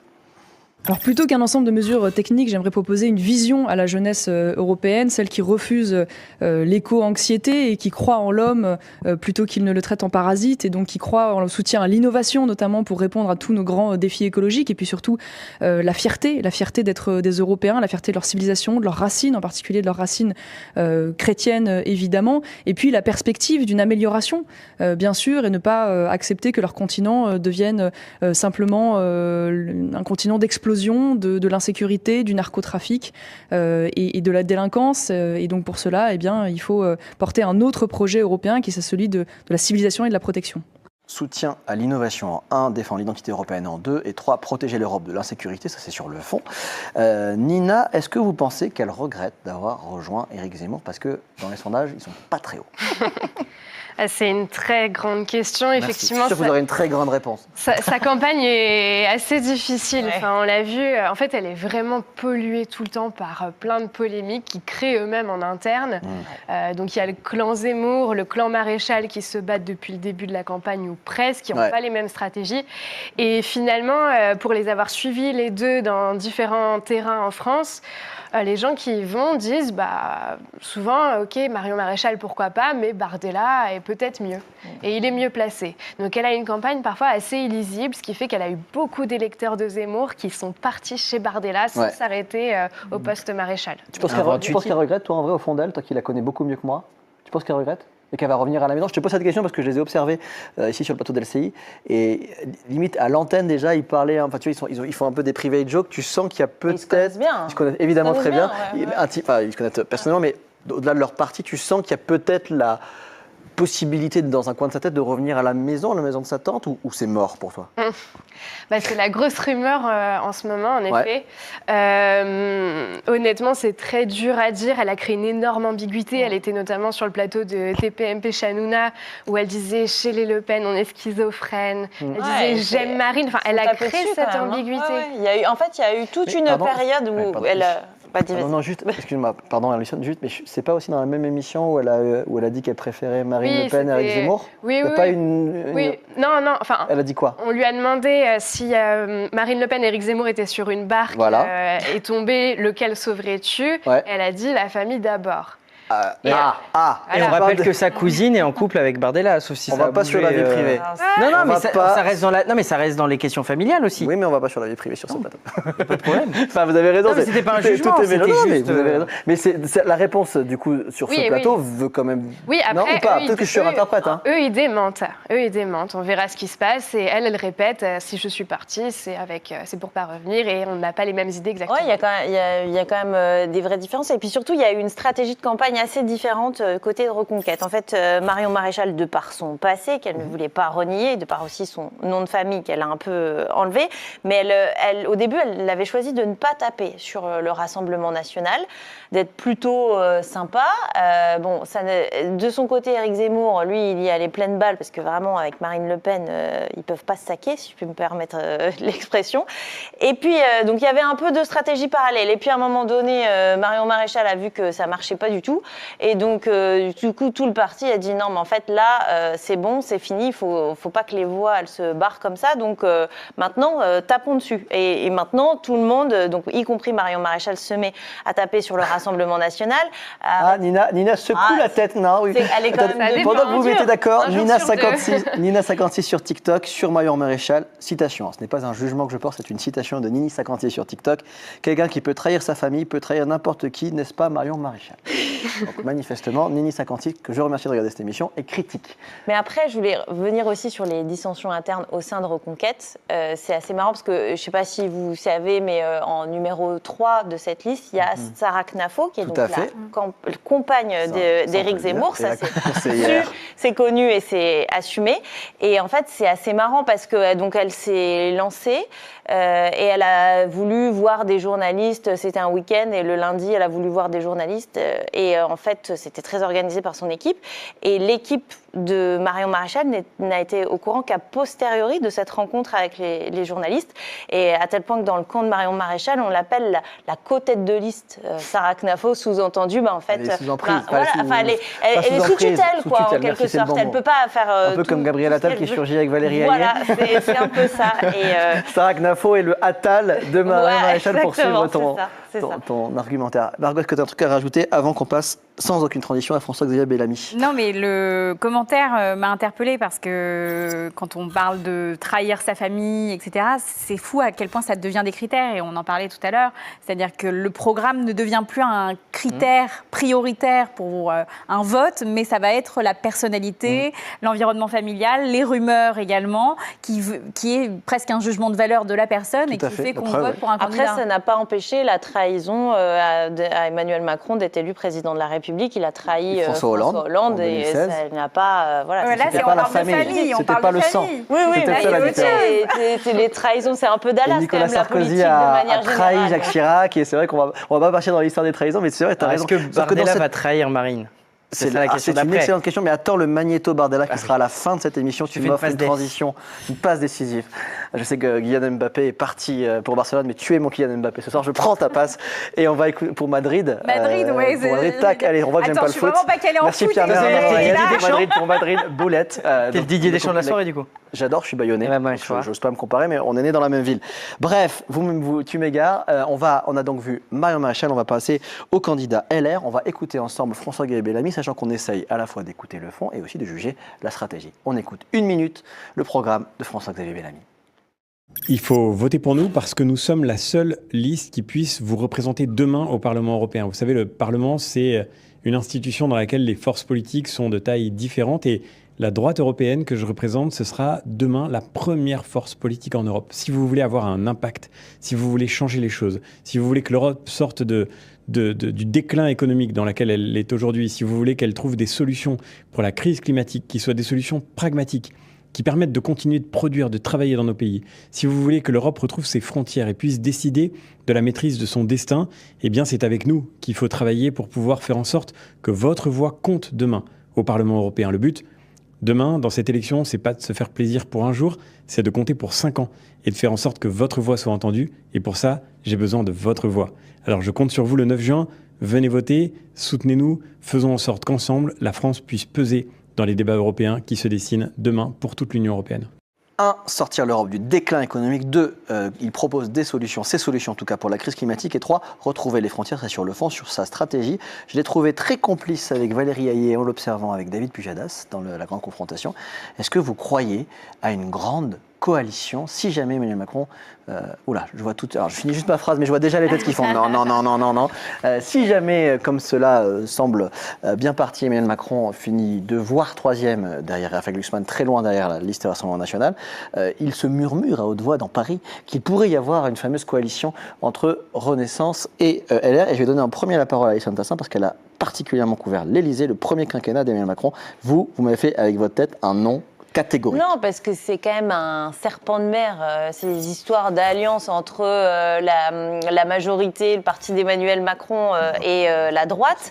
Il y a eu à plusieurs reprises des rapprochements. On a dit par exemple que le fait que Rachida Dati elle soit entrée au gouvernement, ça allait faire que les LR allaient être entre guillemets plus sympas à l'Assemblée. Non, ça s'est pas passé comme ça. Et en réalité, dans cette campagne, il y a quand même des axes qui sont très différents. Il y a là, François-Xavier Bellamy l'évoque pas forcément, mais par exemple sur l'histoire des frontières de l'Union européenne, lui, il est quand même largement plus proche de Jordan Bardella, voire encore, si on peut dire, encore plus à droite sur cette question. Ça colle pas du tout. En tout cas, le message serait quand même complètement contradictoire en termes de politique. Ça colle pas du tout avec ce que défend le parti d'Emmanuel Macron. Et on apprend à l'instant, enfin pas à l'instant, on a appris aujourd'hui que Gérard Larcher, en cas de... Parce que son nom était évoqué pour éventuellement aller à Matignon, le président du Sénat, Gérard Larcher, il a indiqué à l'Agence France Presse qu'il ne comptait en aucune façon rentrer au gouvernement. Donc qui, en cas de coalition pour être à Matignon, il n'y a pas non plus l'embarras du choix. Ce ne sera pas Éric Ciotti non plus. Ça peut difficilement être Éric Ciotti vu différents rapports. Alain Marlex, Olivier Marlex, pardon. Alain, c'était son papa, je crois. Merci Hugo. J'ai fait exprès pour être sûr. Pour voir si je suis. Ça se passe mal, ça se passe très mal avec le président du groupe LR, donc c'est compliqué. D'ailleurs, est-ce que Ciotti va démissionner s'il y a défaite, grosse défaite, si même ils sont sous les 5%, est-ce que Ciotti va démissionner? On se rappelle que Wauquiez en 2019... Si LR est éliminé, je rappelle pour ceux qui nous rejoignent, à 21h32 et 35 secondes, qu'il faut atteindre 5% pour... Là, aujourd'hui, dans notre sondage, ils sont à 7. Ils sont à 7, mais avec une marge d'erreur d'1 point et de toute façon, tous ceux qui sont entre... ric-rac, quoi. Ça passe on a 5 listes quand t'es à 7, t'es pas... Ça pue. Ouais. T'es pas, voilà. non, mais disons-le, tu sais que moi, ça fait des mois que je pense que LR vont être sous les 5%, et j'en ai parlé avec des députés en off et en on. Il y en a un, Philippe Juvin, qui est quand même assez influent chez LR. Il me disait, mais moi j'ai vraiment peur que LR disparaisse du Parlement européen. Il y a une vraie inquiétude. Et Églantine Delalleux, qui travaille avec nous, qui est une très forte journaliste politique, dit qu'un député, sans dire son nom mais éminent, a dit que d'après lui, ces élections européennes seraient le dernier clou, mais ne serait-ce que du parti, mais je te parle de la France là. Donc, et d'ailleurs, le dernier coup du cercueil, vous l'aviez compris. Lors du débat avec David Pujada, c'était tout dans le discours de Bellamy, c'était de dire très clairement qu'il voulait faire exister à nouveau les LR. Donc d'avoir une coalition avec Valérie Ayé, franchement... Ça ne fait pas partie de son discours actuel. Hein. On va en reparler, mais il est 21h33 et 46 secondes. On a encore une petite demi-heure ensemble et il faut impérativement, Margot, tu gardes la parole, je t'ai préparé un jingle. C'est pour toi. On va parler des deux guerres et c'est très important.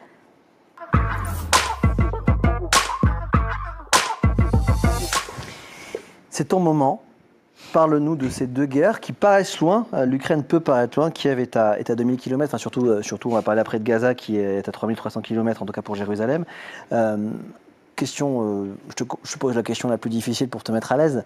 Est-ce que l'Ukraine n'est pas en train de perdre? Et qu'est-ce que ça veut dire pour nous autres Européens? À l'heure actuelle, on a des changements de position de différents pays occidentaux, c'est-à-dire de pouvoir potentiellement frapper le territoire russe où il y a des installations qui bombardent les territoires de l'Est de l'Ukraine avec des armes occidentales, donc qui sont des armes de longue portée. Et ça, potentiellement, ça pourrait faire changer la donne et ça pourrait aider l'Ukraine à récupérer certains territoires. Malheureusement, j'ai passé un mois en Russie donc le mois dernier, et en passant pour aller jusqu'en Crimée, qui est actuellement considéré comme un territoire occupé par la communauté internationale, eh bien, on peut voir les territoires qui ont été pris par les Russes ces derniers mois. Et en fait, la stratégie des Russes, c'est de reconstruire des villes de manière massive. C'est coloniser en fait. C'est-à-dire de prendre ces territoires, de faire une sorte d'épuration ethnique, c'est-à-dire soit vous prenez le passeport russe, soit vous dégagez. Ils ont fait en Crimée aussi. Et c'est ce qu'ils ont fait en Crimée. Et de construire des nouveaux bâtiments avec une construction à vitesse grand V pour faire des villes qui ne peuvent plus être prises par les Ukrainiens. Et ça, c'est leur stratégie pour arriver en position de force lors des négociations qui vont aboutir à un moment donné. C'est-à-dire qu'on ne peut pas rester dans un statu quo perpétuel parce que c'est ce qu'a connu l'Ukraine et la Russie sur le Donbass, donc l'Est de l'Ukraine et la Crimée. Ils sont en train de perdre ou pas? Zelensky perd face à Poutine ou pas, d'après toi? C'est un rapport de force différent. C'est-à-dire que le problème, c'est que l'aide occidentale est arrivée trop tard. D'accord. Beaucoup les États-Unis et nous aussi les Européens. Oui, mais alors il faut quand même, pardon de te couper, on a quand même fait des trucs inédits en Europe pour l'Ukraine. Ça n'était jamais arrivé à ce point-là. Bien sûr, il y a eu un sursaut européen, on peut le dire de cette manière-là, avec un réarmement sur le sol européen. Mais pour citer par exemple la France, il faut savoir qu'on ne produisait on a fermé la seule usine de poudre, donc pour les munitions, sur le territoire français. On a rouvert cette usine, on ne produit pas encore de poudre sur le territoire français, mais on a des partenariats par exemple avec la Suède pour potentiellement dans un certain temps pouvoir en produire. Et en fait le problème c'est que on est passé d'un monde d'après-guerre à un monde d'avant-guerre. Et là, dans cette circonstance-là, il fallait que le continent européen se réarme et construisent et faire en sorte que des industries de défense se développent sur le continent européen. Les États-Unis ont toujours eu cette posture-là. Donc ils avaient une longueur d'avance, ils produisaient déjà, ils produisaient en masse, mais sur le continent européen, on était un petit peu à la traîne et donc ça a traîné pour que ça arrive jusqu'en Ukraine. Je te mets en pause une fraction de seconde pour m'excuser auprès de tous ceux qui réagissent sur les Républicains. Je ne vais pas revenir en arrière. Pardon, je ne vais pas revenir sur Bellamy. On est vraiment sur l'Ukraine. Est-ce que vous avez peur d'une troisième guerre mondiale comme on l'entend, un chantage permanent de Vladimir Poutine avec une guerre nucléaire? Est-ce que ça vous fait peur? Est-ce que ça va changer votre vote? Parlez-nous de votre ressenti profond. Je vais te redonner la parole, Margot, mais toi Hugo, il y a quelque chose qui m'a intéressé. On s'est appelé un peu tout à l'heure pour préparer l'émission et avec ton accord, tu m'autorises de parler de ta compagne pour le coup, qui s'appelle Snishana, qui est une réfugiée ukrainienne qui vient de Louhansk, et qui a encore sa grand-mère sur place. Donc toi, tu le vis à la maison. Comment tu vis ces élections européennes en étant amoureux d'une Ukrainienne? Alors c'est particulier, je reviens d'Ukraine, j'y suis allé il y a quelques jours pendant une petite semaine pour rencontrer la belle famille. Ça s'est bien passé? On a eu une petite alerte de bombardement, je vais pas te mentir, j'étais pas bien. Ouais, je comprends. Mais alors ce qui est particulier, c'est que j'avais mon beau cousin du coup sur les épaules, lui il s'en foutait totalement. Enfin, ils ont intériorisé ça. Moi je suis allé 2 fois brièvement en Ukraine et c'est vrai que je suis pas allé sur le front, contrairement à beaucoup de grands reporters d'LCI, mais je suis allé à Kiev et à la frontière. Et c'est vrai que les gens, au bout d'un moment, ils font plus gaffe aux alertes d'embardement. Non, ils descendent même plus aux abris. Ils descendent plus. Et ce qui est particulier, juste très rapidement, c'est que la vie est quasiment normale, sauf que dans les villes, moi c'est ce qui m'a frappé, t'as pas d'hommes. Enfin, t'as pas d'hommes en âge de combattre. Ils ont totalement disparu. Et qu'est-ce qu'elle te demande, Snishana, sur l'élection européenne? Elle te dit quoi? Elle s'en fout? Bah après, le dire, elle est jeune, hein, donc franchement, elle s'en moque un petit peu. Moi, je lui parle, parce qu'effectivement, moi, comme je t'ai dit, j'ai reçu beaucoup de petites listes, et dans les petites listes, on a beaucoup qui sont plutôt pro-russes, ou en tout cas anti-OTAN et anti-UE. Et c'est vrai que t'as des propos, quand je lui rapporte, il m'a dit, en fait, tu sais, il y en a un, il y a une tête de liste qui a dit que on combattait en Ukraine pour les mines de charbon du Donbass. Et elle m'a regardé en disant, enfin, tu vois, qu'est-ce qu'il raconte? Donc il y a dans les petits candidats pas mal qui sont plutôt pro-russes ou pro-Poutine.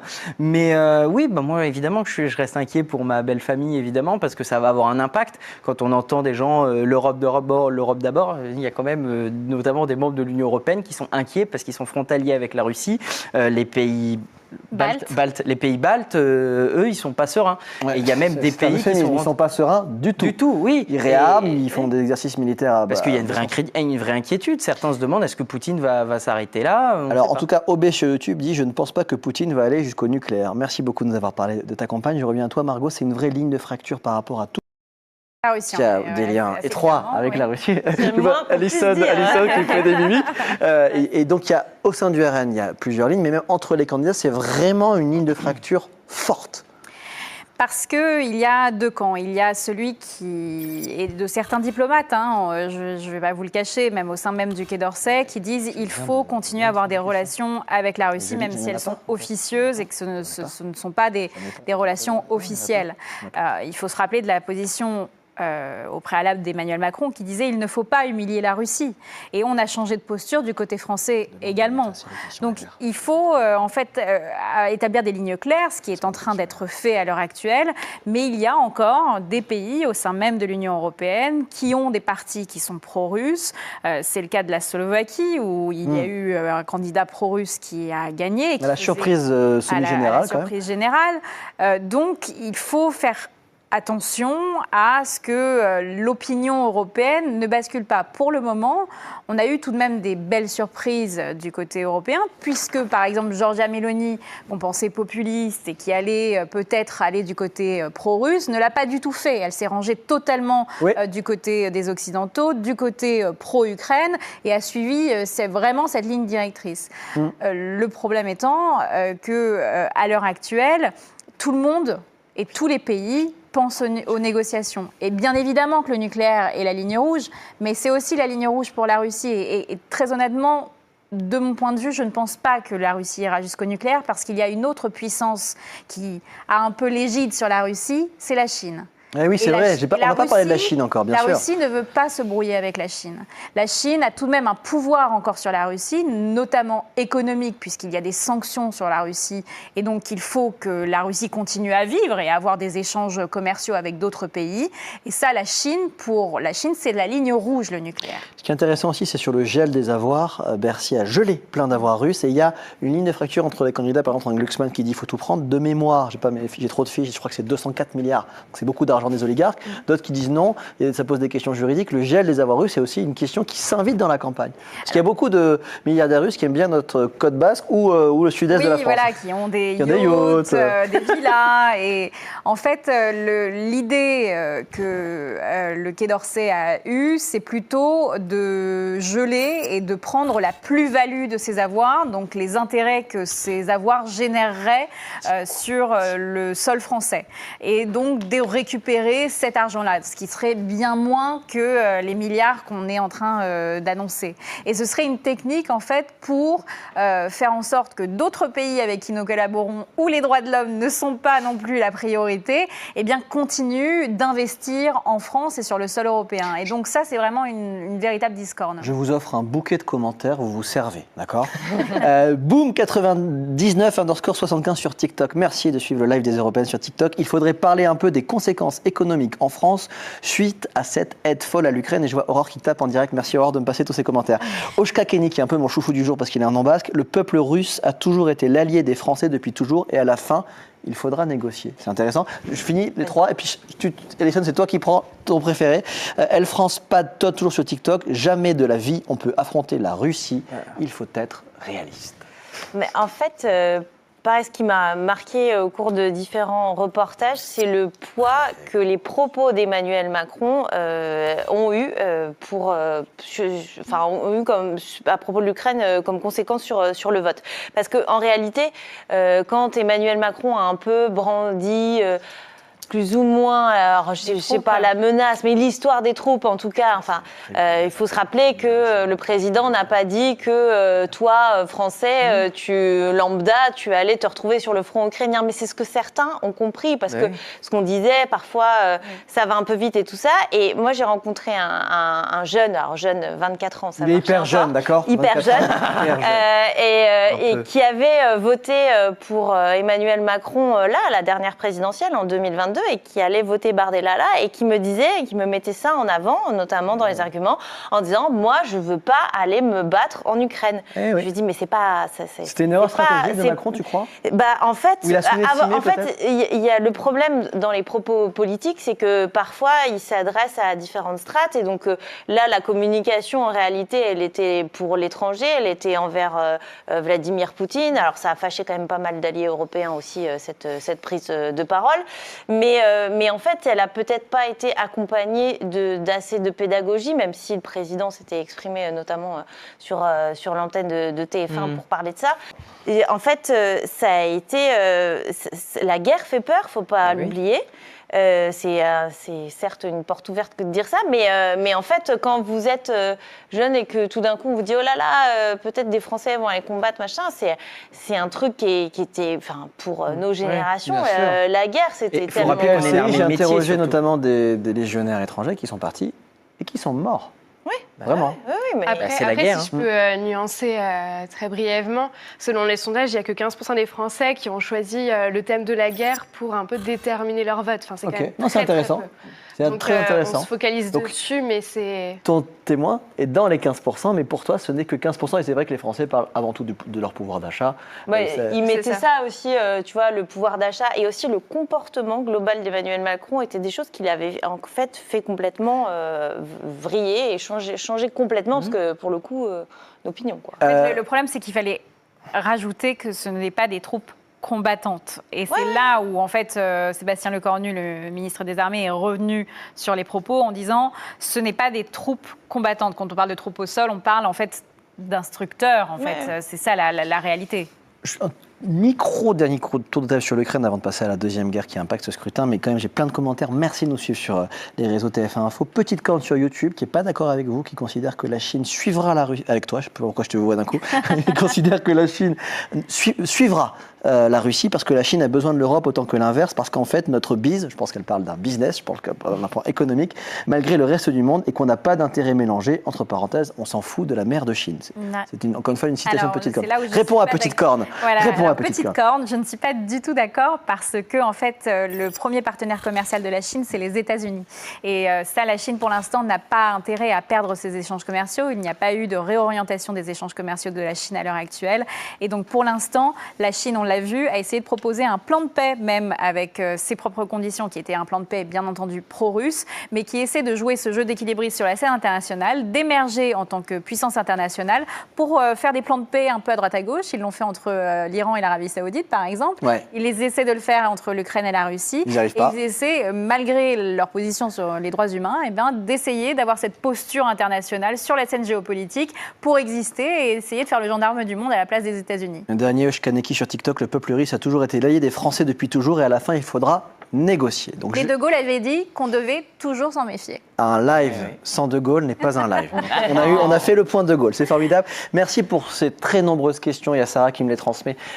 Concernant l'Ukraine, on passe à Gaza. Je vais vous faire un petit point factuel. Pendant que je fais mon petit point factuel, commentaires, questions, posez-nous toutes vos questions sur Gaza. Est-ce que ça change votre vote? Qu'est-ce que vous vous posez comme question concernant cette guerre? Je fais un petit point factuel. Le conflit a fait jusqu'à présent 36 479 morts dans l'offensive israélienne à Gaza, selon des données du ministère de la Santé du gouvernement de Gaza, je le rappelle, dirigé par le Hamas.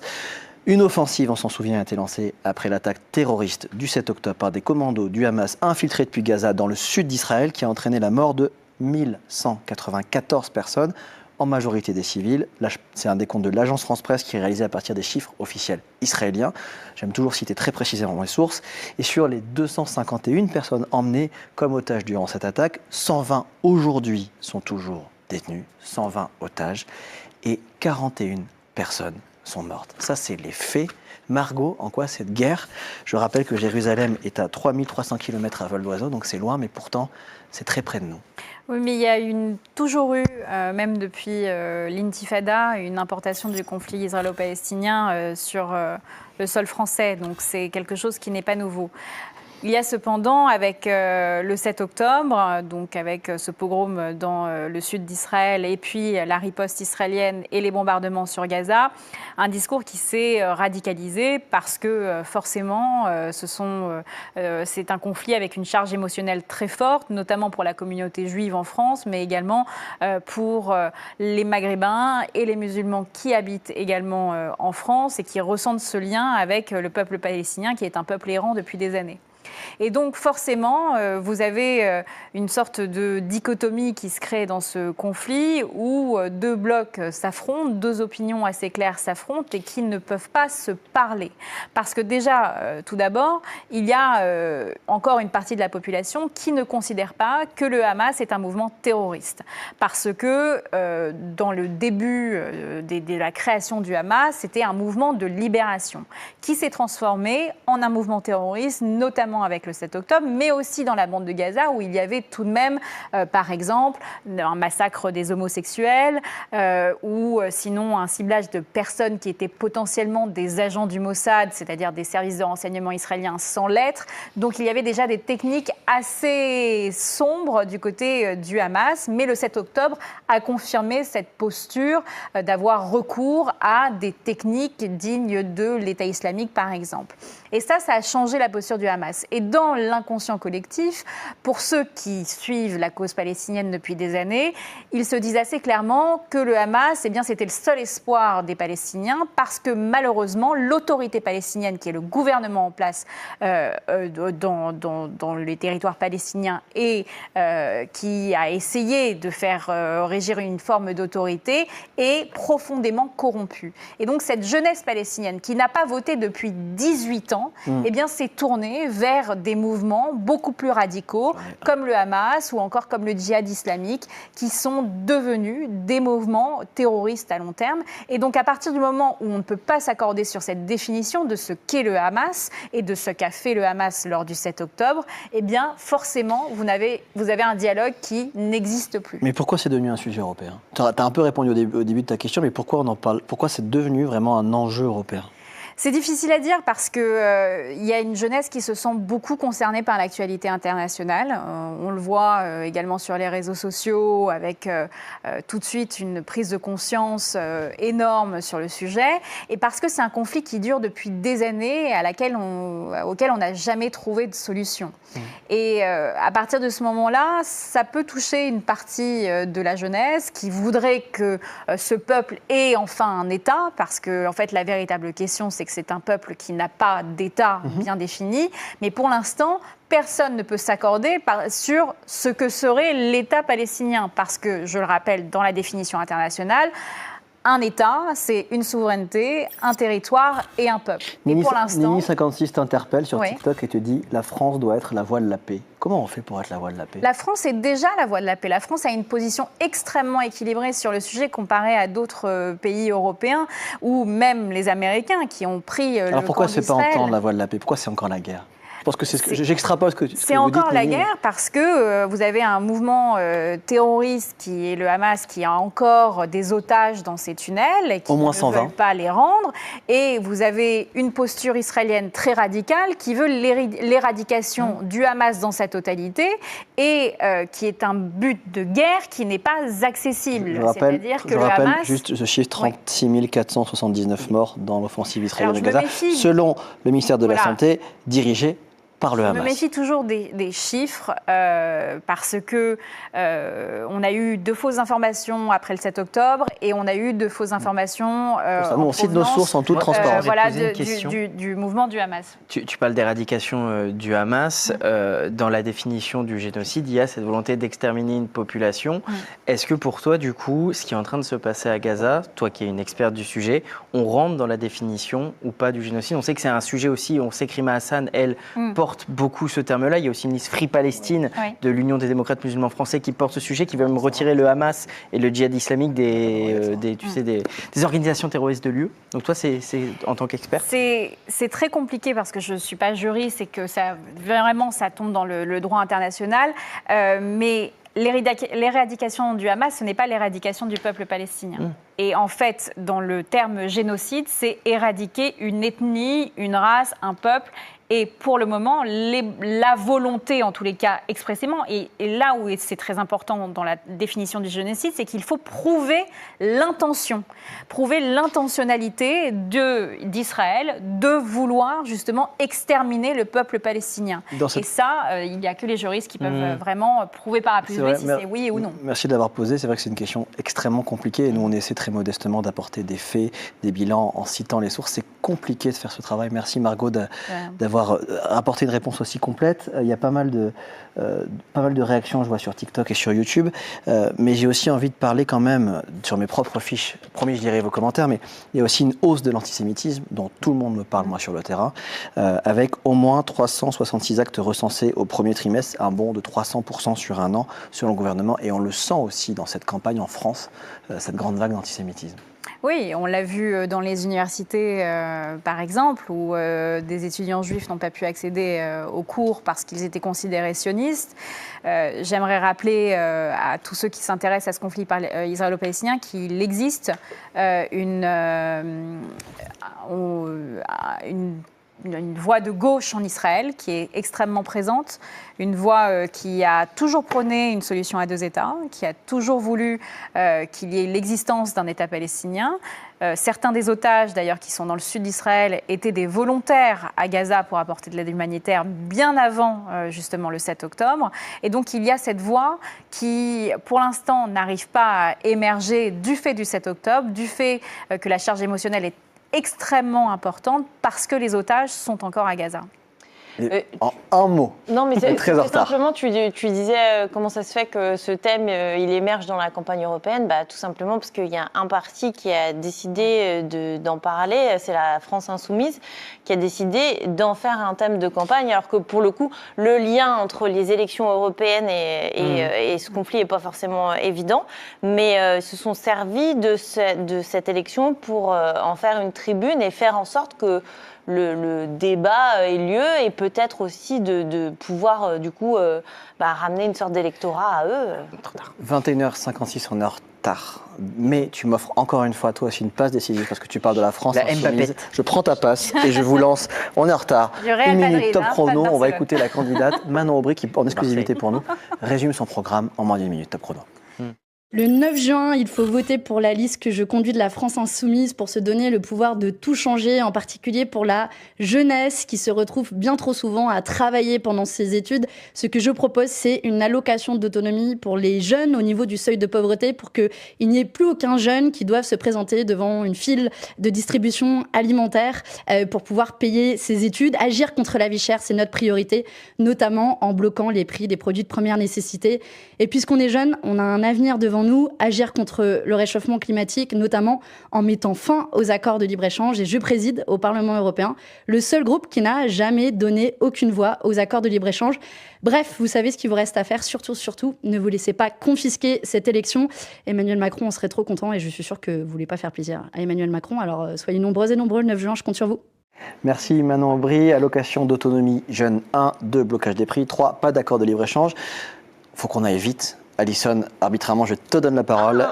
Pourquoi est-ce qu'elle est en train de se faire siphonner par la liste Glucksmann, à en croire les sondages, Manon Aubry? Pourquoi? Alors ça, c'est pas évident. Qu'est-ce qui se passe? Non, il y a peut-être aussi que les thèmes, justement, tu vois, on parlait de l'écologie, tout ça.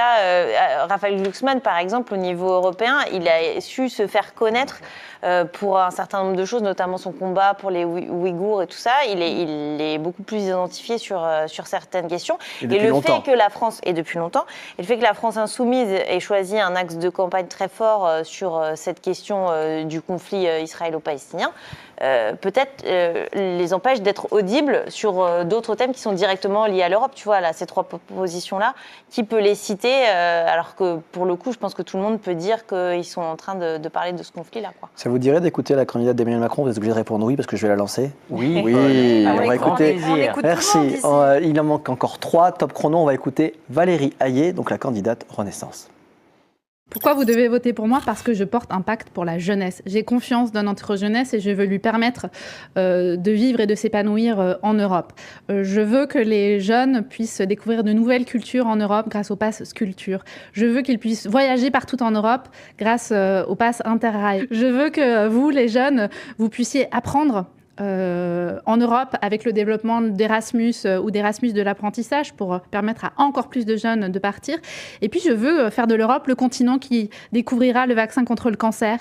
Je veux faire de l'Europe le continent qui sera le leader en matière d'intelligence artificielle et qui vous permettra de vous projeter et de vous redonner ou donner confiance dans l'avenir. Donc l'Europe, c'est votre avenir et on a besoin d'Europe. Pass culture européen, développement d'Erasmus, faire de l'Europe le leader de l'intelligence artificielle. Vaste programme. Pourquoi l'écologie est le grand oubli? Pourquoi même elle en parle à peine? Qu'est-ce qui s'est passé? C'est vrai que l'écologie, même ce soir, on va essayer de ne pas l'oublier. Ce qui s'est passé, c'est qu'en 2019, il y avait un énorme moment écolo, il y avait des marches pour le climat, il y avait l'affaire du siècle, plus de 2 millions de signatures pour faire condamner l'État pour inaction climatique. Et là, cette année, rien, nada. On voit la manière dont les débats aussi ont été cadrés, finalement, vu qu'on parle peu d'écologie. On a demandé écologie stop ou encore. Sur celui d'Attal Bardella, l'UE va-t-elle trop vite sur l'écologie? Donc finalement, aujourd'hui, ce qu'on entend beaucoup, c'est l'écologie punitive. C'est ça qui est devenu. Et il y a eu la très grosse crise des agriculteurs qui a fait peur à tout le monde. La crise des agriculteurs, bien sûr, qui a mis le braquet justement sur cette écologie punitive défendue par plutôt la droite et l'extrême droite. C'est plus à la mode de défendre l'écologie. Quelqu'un a des nouvelles de Greta Thunberg En 2019, c'était. Elle continue Oui, en 2019, il y a eu l'effet Greta Thunberg et c'est vrai que là, cette année. Mais c'est vrai que là, entre-temps, tu as aussi eu le Covid qui est passé par là, tu vois, et l'Europe, on l'a vu, il y a eu presque un retour à des besoins primaires. Puis après, tu as l'inflation aussi, tu vois, et ça, vraiment, la préoccupation de l'écologie, parfois, par exemple, sur les histoires de voitures électriques et tout ça, parfois, c'est une préoccupation quand tu n'as pas d'autres problèmes, entre guillemets. C'est-à-dire que si tu n'as rien à mettre dans ton frigo, en fait, tu t'en fiches un peu d'avoir une voiture électrique, vu que de toute manière, tu n'as pas de quoi la payer, quoi. Mais ça ne se mange pas une batterie, quoi. Voilà.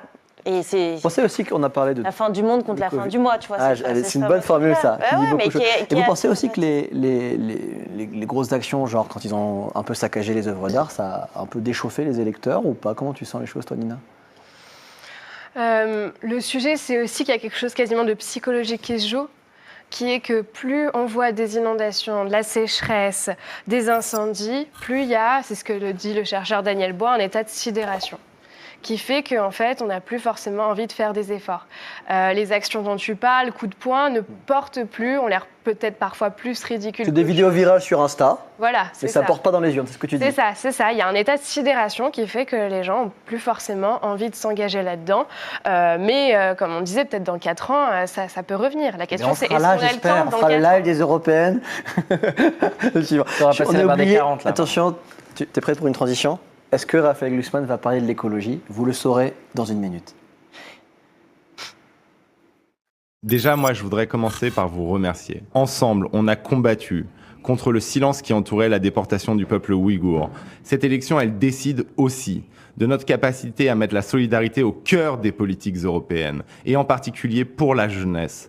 Nous, on veut un plan Marshall pour le logement. Je sais à quel point c'est difficile de se loger. Il faut construire partout en Europe, la situation est terrible, il faut construire partout en Europe des logements sociaux et abordables. Nous, on propose aussi un Erasmus universel pour permettre à chaque jeune Européen d'avoir une expérience européenne, d'avoir accès à ce qui deviendra demain la citoyenneté européenne. Il faut se mobiliser. On propose aussi la fin des stages non rémunérés. Enfin, en général, l'avenir de notre continent se décide dans ces élections. Ne laissez pas les autres décider à votre place. Le 9 juin, je compte sur vous. Soyez au rendez-vous de l'histoire. Une minute top chrono pour Raphaël Glucksmann. Je vais vous livrer toutes les coulisses. Il avait fait 1,44. On a dû réduire un tout petit peu. 1. Construire des logements sociaux. 2. Erasmus universel. Vous avez remarqué, lui dit Erasmus, quand Valérie Hayé dit Erasmus. Fin des stages non rémunérés, des stages gratos en 3. Il a fait 6% la dernière fois.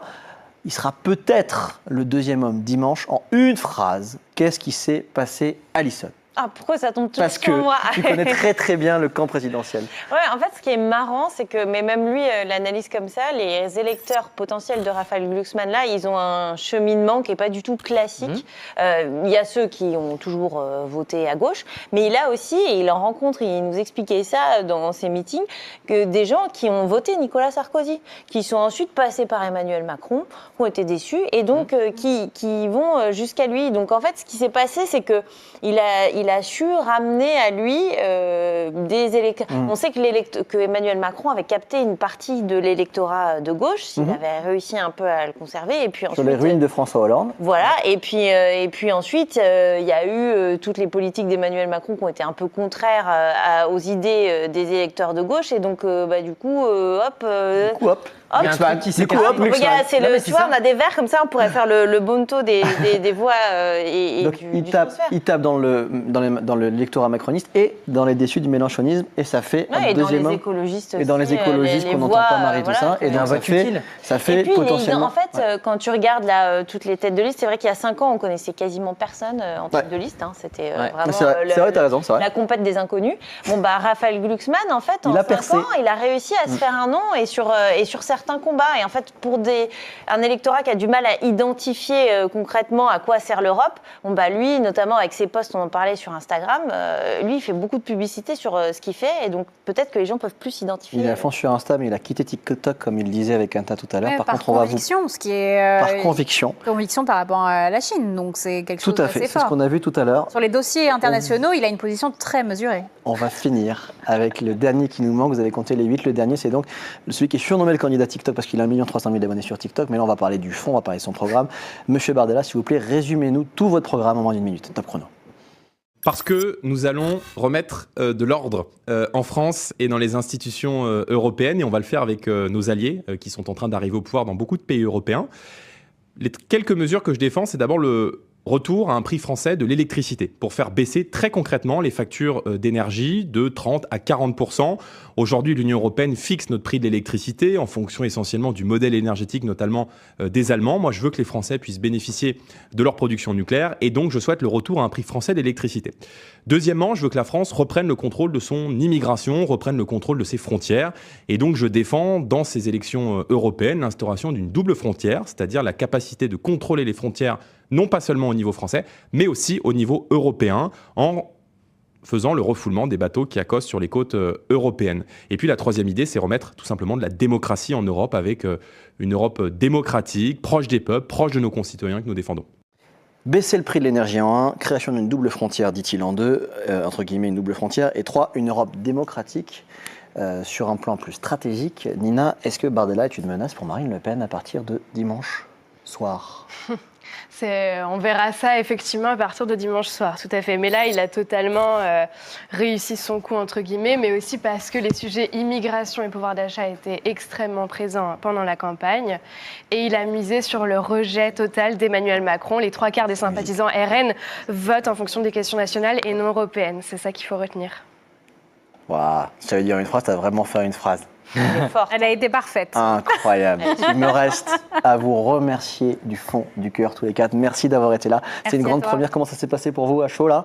Mais ça fait déjà 1h30. Ça fait 1h30 et ça fait même 7 minutes 32 de plus. On est en direct, il est 22h07. Ouais, merci pour tous vos commentaires. On avait tellement, j'ai pas eu le temps de tout lire. J'ai essayé au milieu et puis à la fin on a tracé. C'était une première. Merci du fond du cœur à tous les 4. Merci à toutes les personnes en régie. Merci à Thierry Tuillet pour la confiance et de nous avoir prêté le studio de la matinale. Merci beaucoup. Et à Bruce Toussaint de m'avoir prêté le studio de la matinale. Promis, demain matin, on vous le rend nickel. On nettoie tout, ce sera nickel. On enlève tous les gobelets. Merci à Olivier Ravanello avec qui on a eu cette idée il y a maintenant quelques semaines. Merci beaucoup à Pierre Mérin et Caroline Delaveau, notamment pour ces magnifiques mugs. Merci à Églantine Delalleux, Elio Rodet et Antafal. Églantine, moi, ma tour de contrôle. Elio, le menteur. Antafal, quand même. Oui. Bravo Anta. Merci beaucoup à Johan Saillant pour l'ensemble de la beauté de tout ce que vous voyez. Jean-Sébastien Audemars qui nous a aidés même dans les bugs que vous n'avez pas vu parce qu'il est magique. Étienne Toussaint, le réalisateur qui a notamment fait le 14 juillet. Bravo. En Afghanistan. On va débriefer avec lui pour savoir comment c'était sur l'échelle du live des Européennes, qui a connu également son lot d'Avani. Merci Angéline Bretéché et Aline Séville pour ce live, pour ce logo Paul Live les Européennes. Merci à Aurore Savary, Cassandre Janin pour la modération, ainsi que Sarah Moulet, Mounir Bellidaoui, je savais que j'allais me tromper sur un mot, désolé Mounir. Merci Samuel Etienne pour tes très précieux conseils sur cette émission, merci beaucoup. Et merci enfin à Franck Rivaudan pour la mise en beauté, comme on dit, de façon un petit peu pompeuse. Merci du fond du cœur. Je rappelle qu'on était donc en direct sur les réseaux sociaux de TF1. Si cette émission vous a plu, si vous voulez la conseiller, vous pouvez dire que le replay sera disponible sur TF1+. Merci beaucoup. N'oubliez pas, l'élection c'est dimanche. J'espère qu'on a répondu à toutes vos questions. Merci de nous avoir suivis. Merci pour tous vos commentaires. Je vous donne rendez-vous sur le terrain. Abonnez-vous à TF1 Info. Bonne soirée. Salut.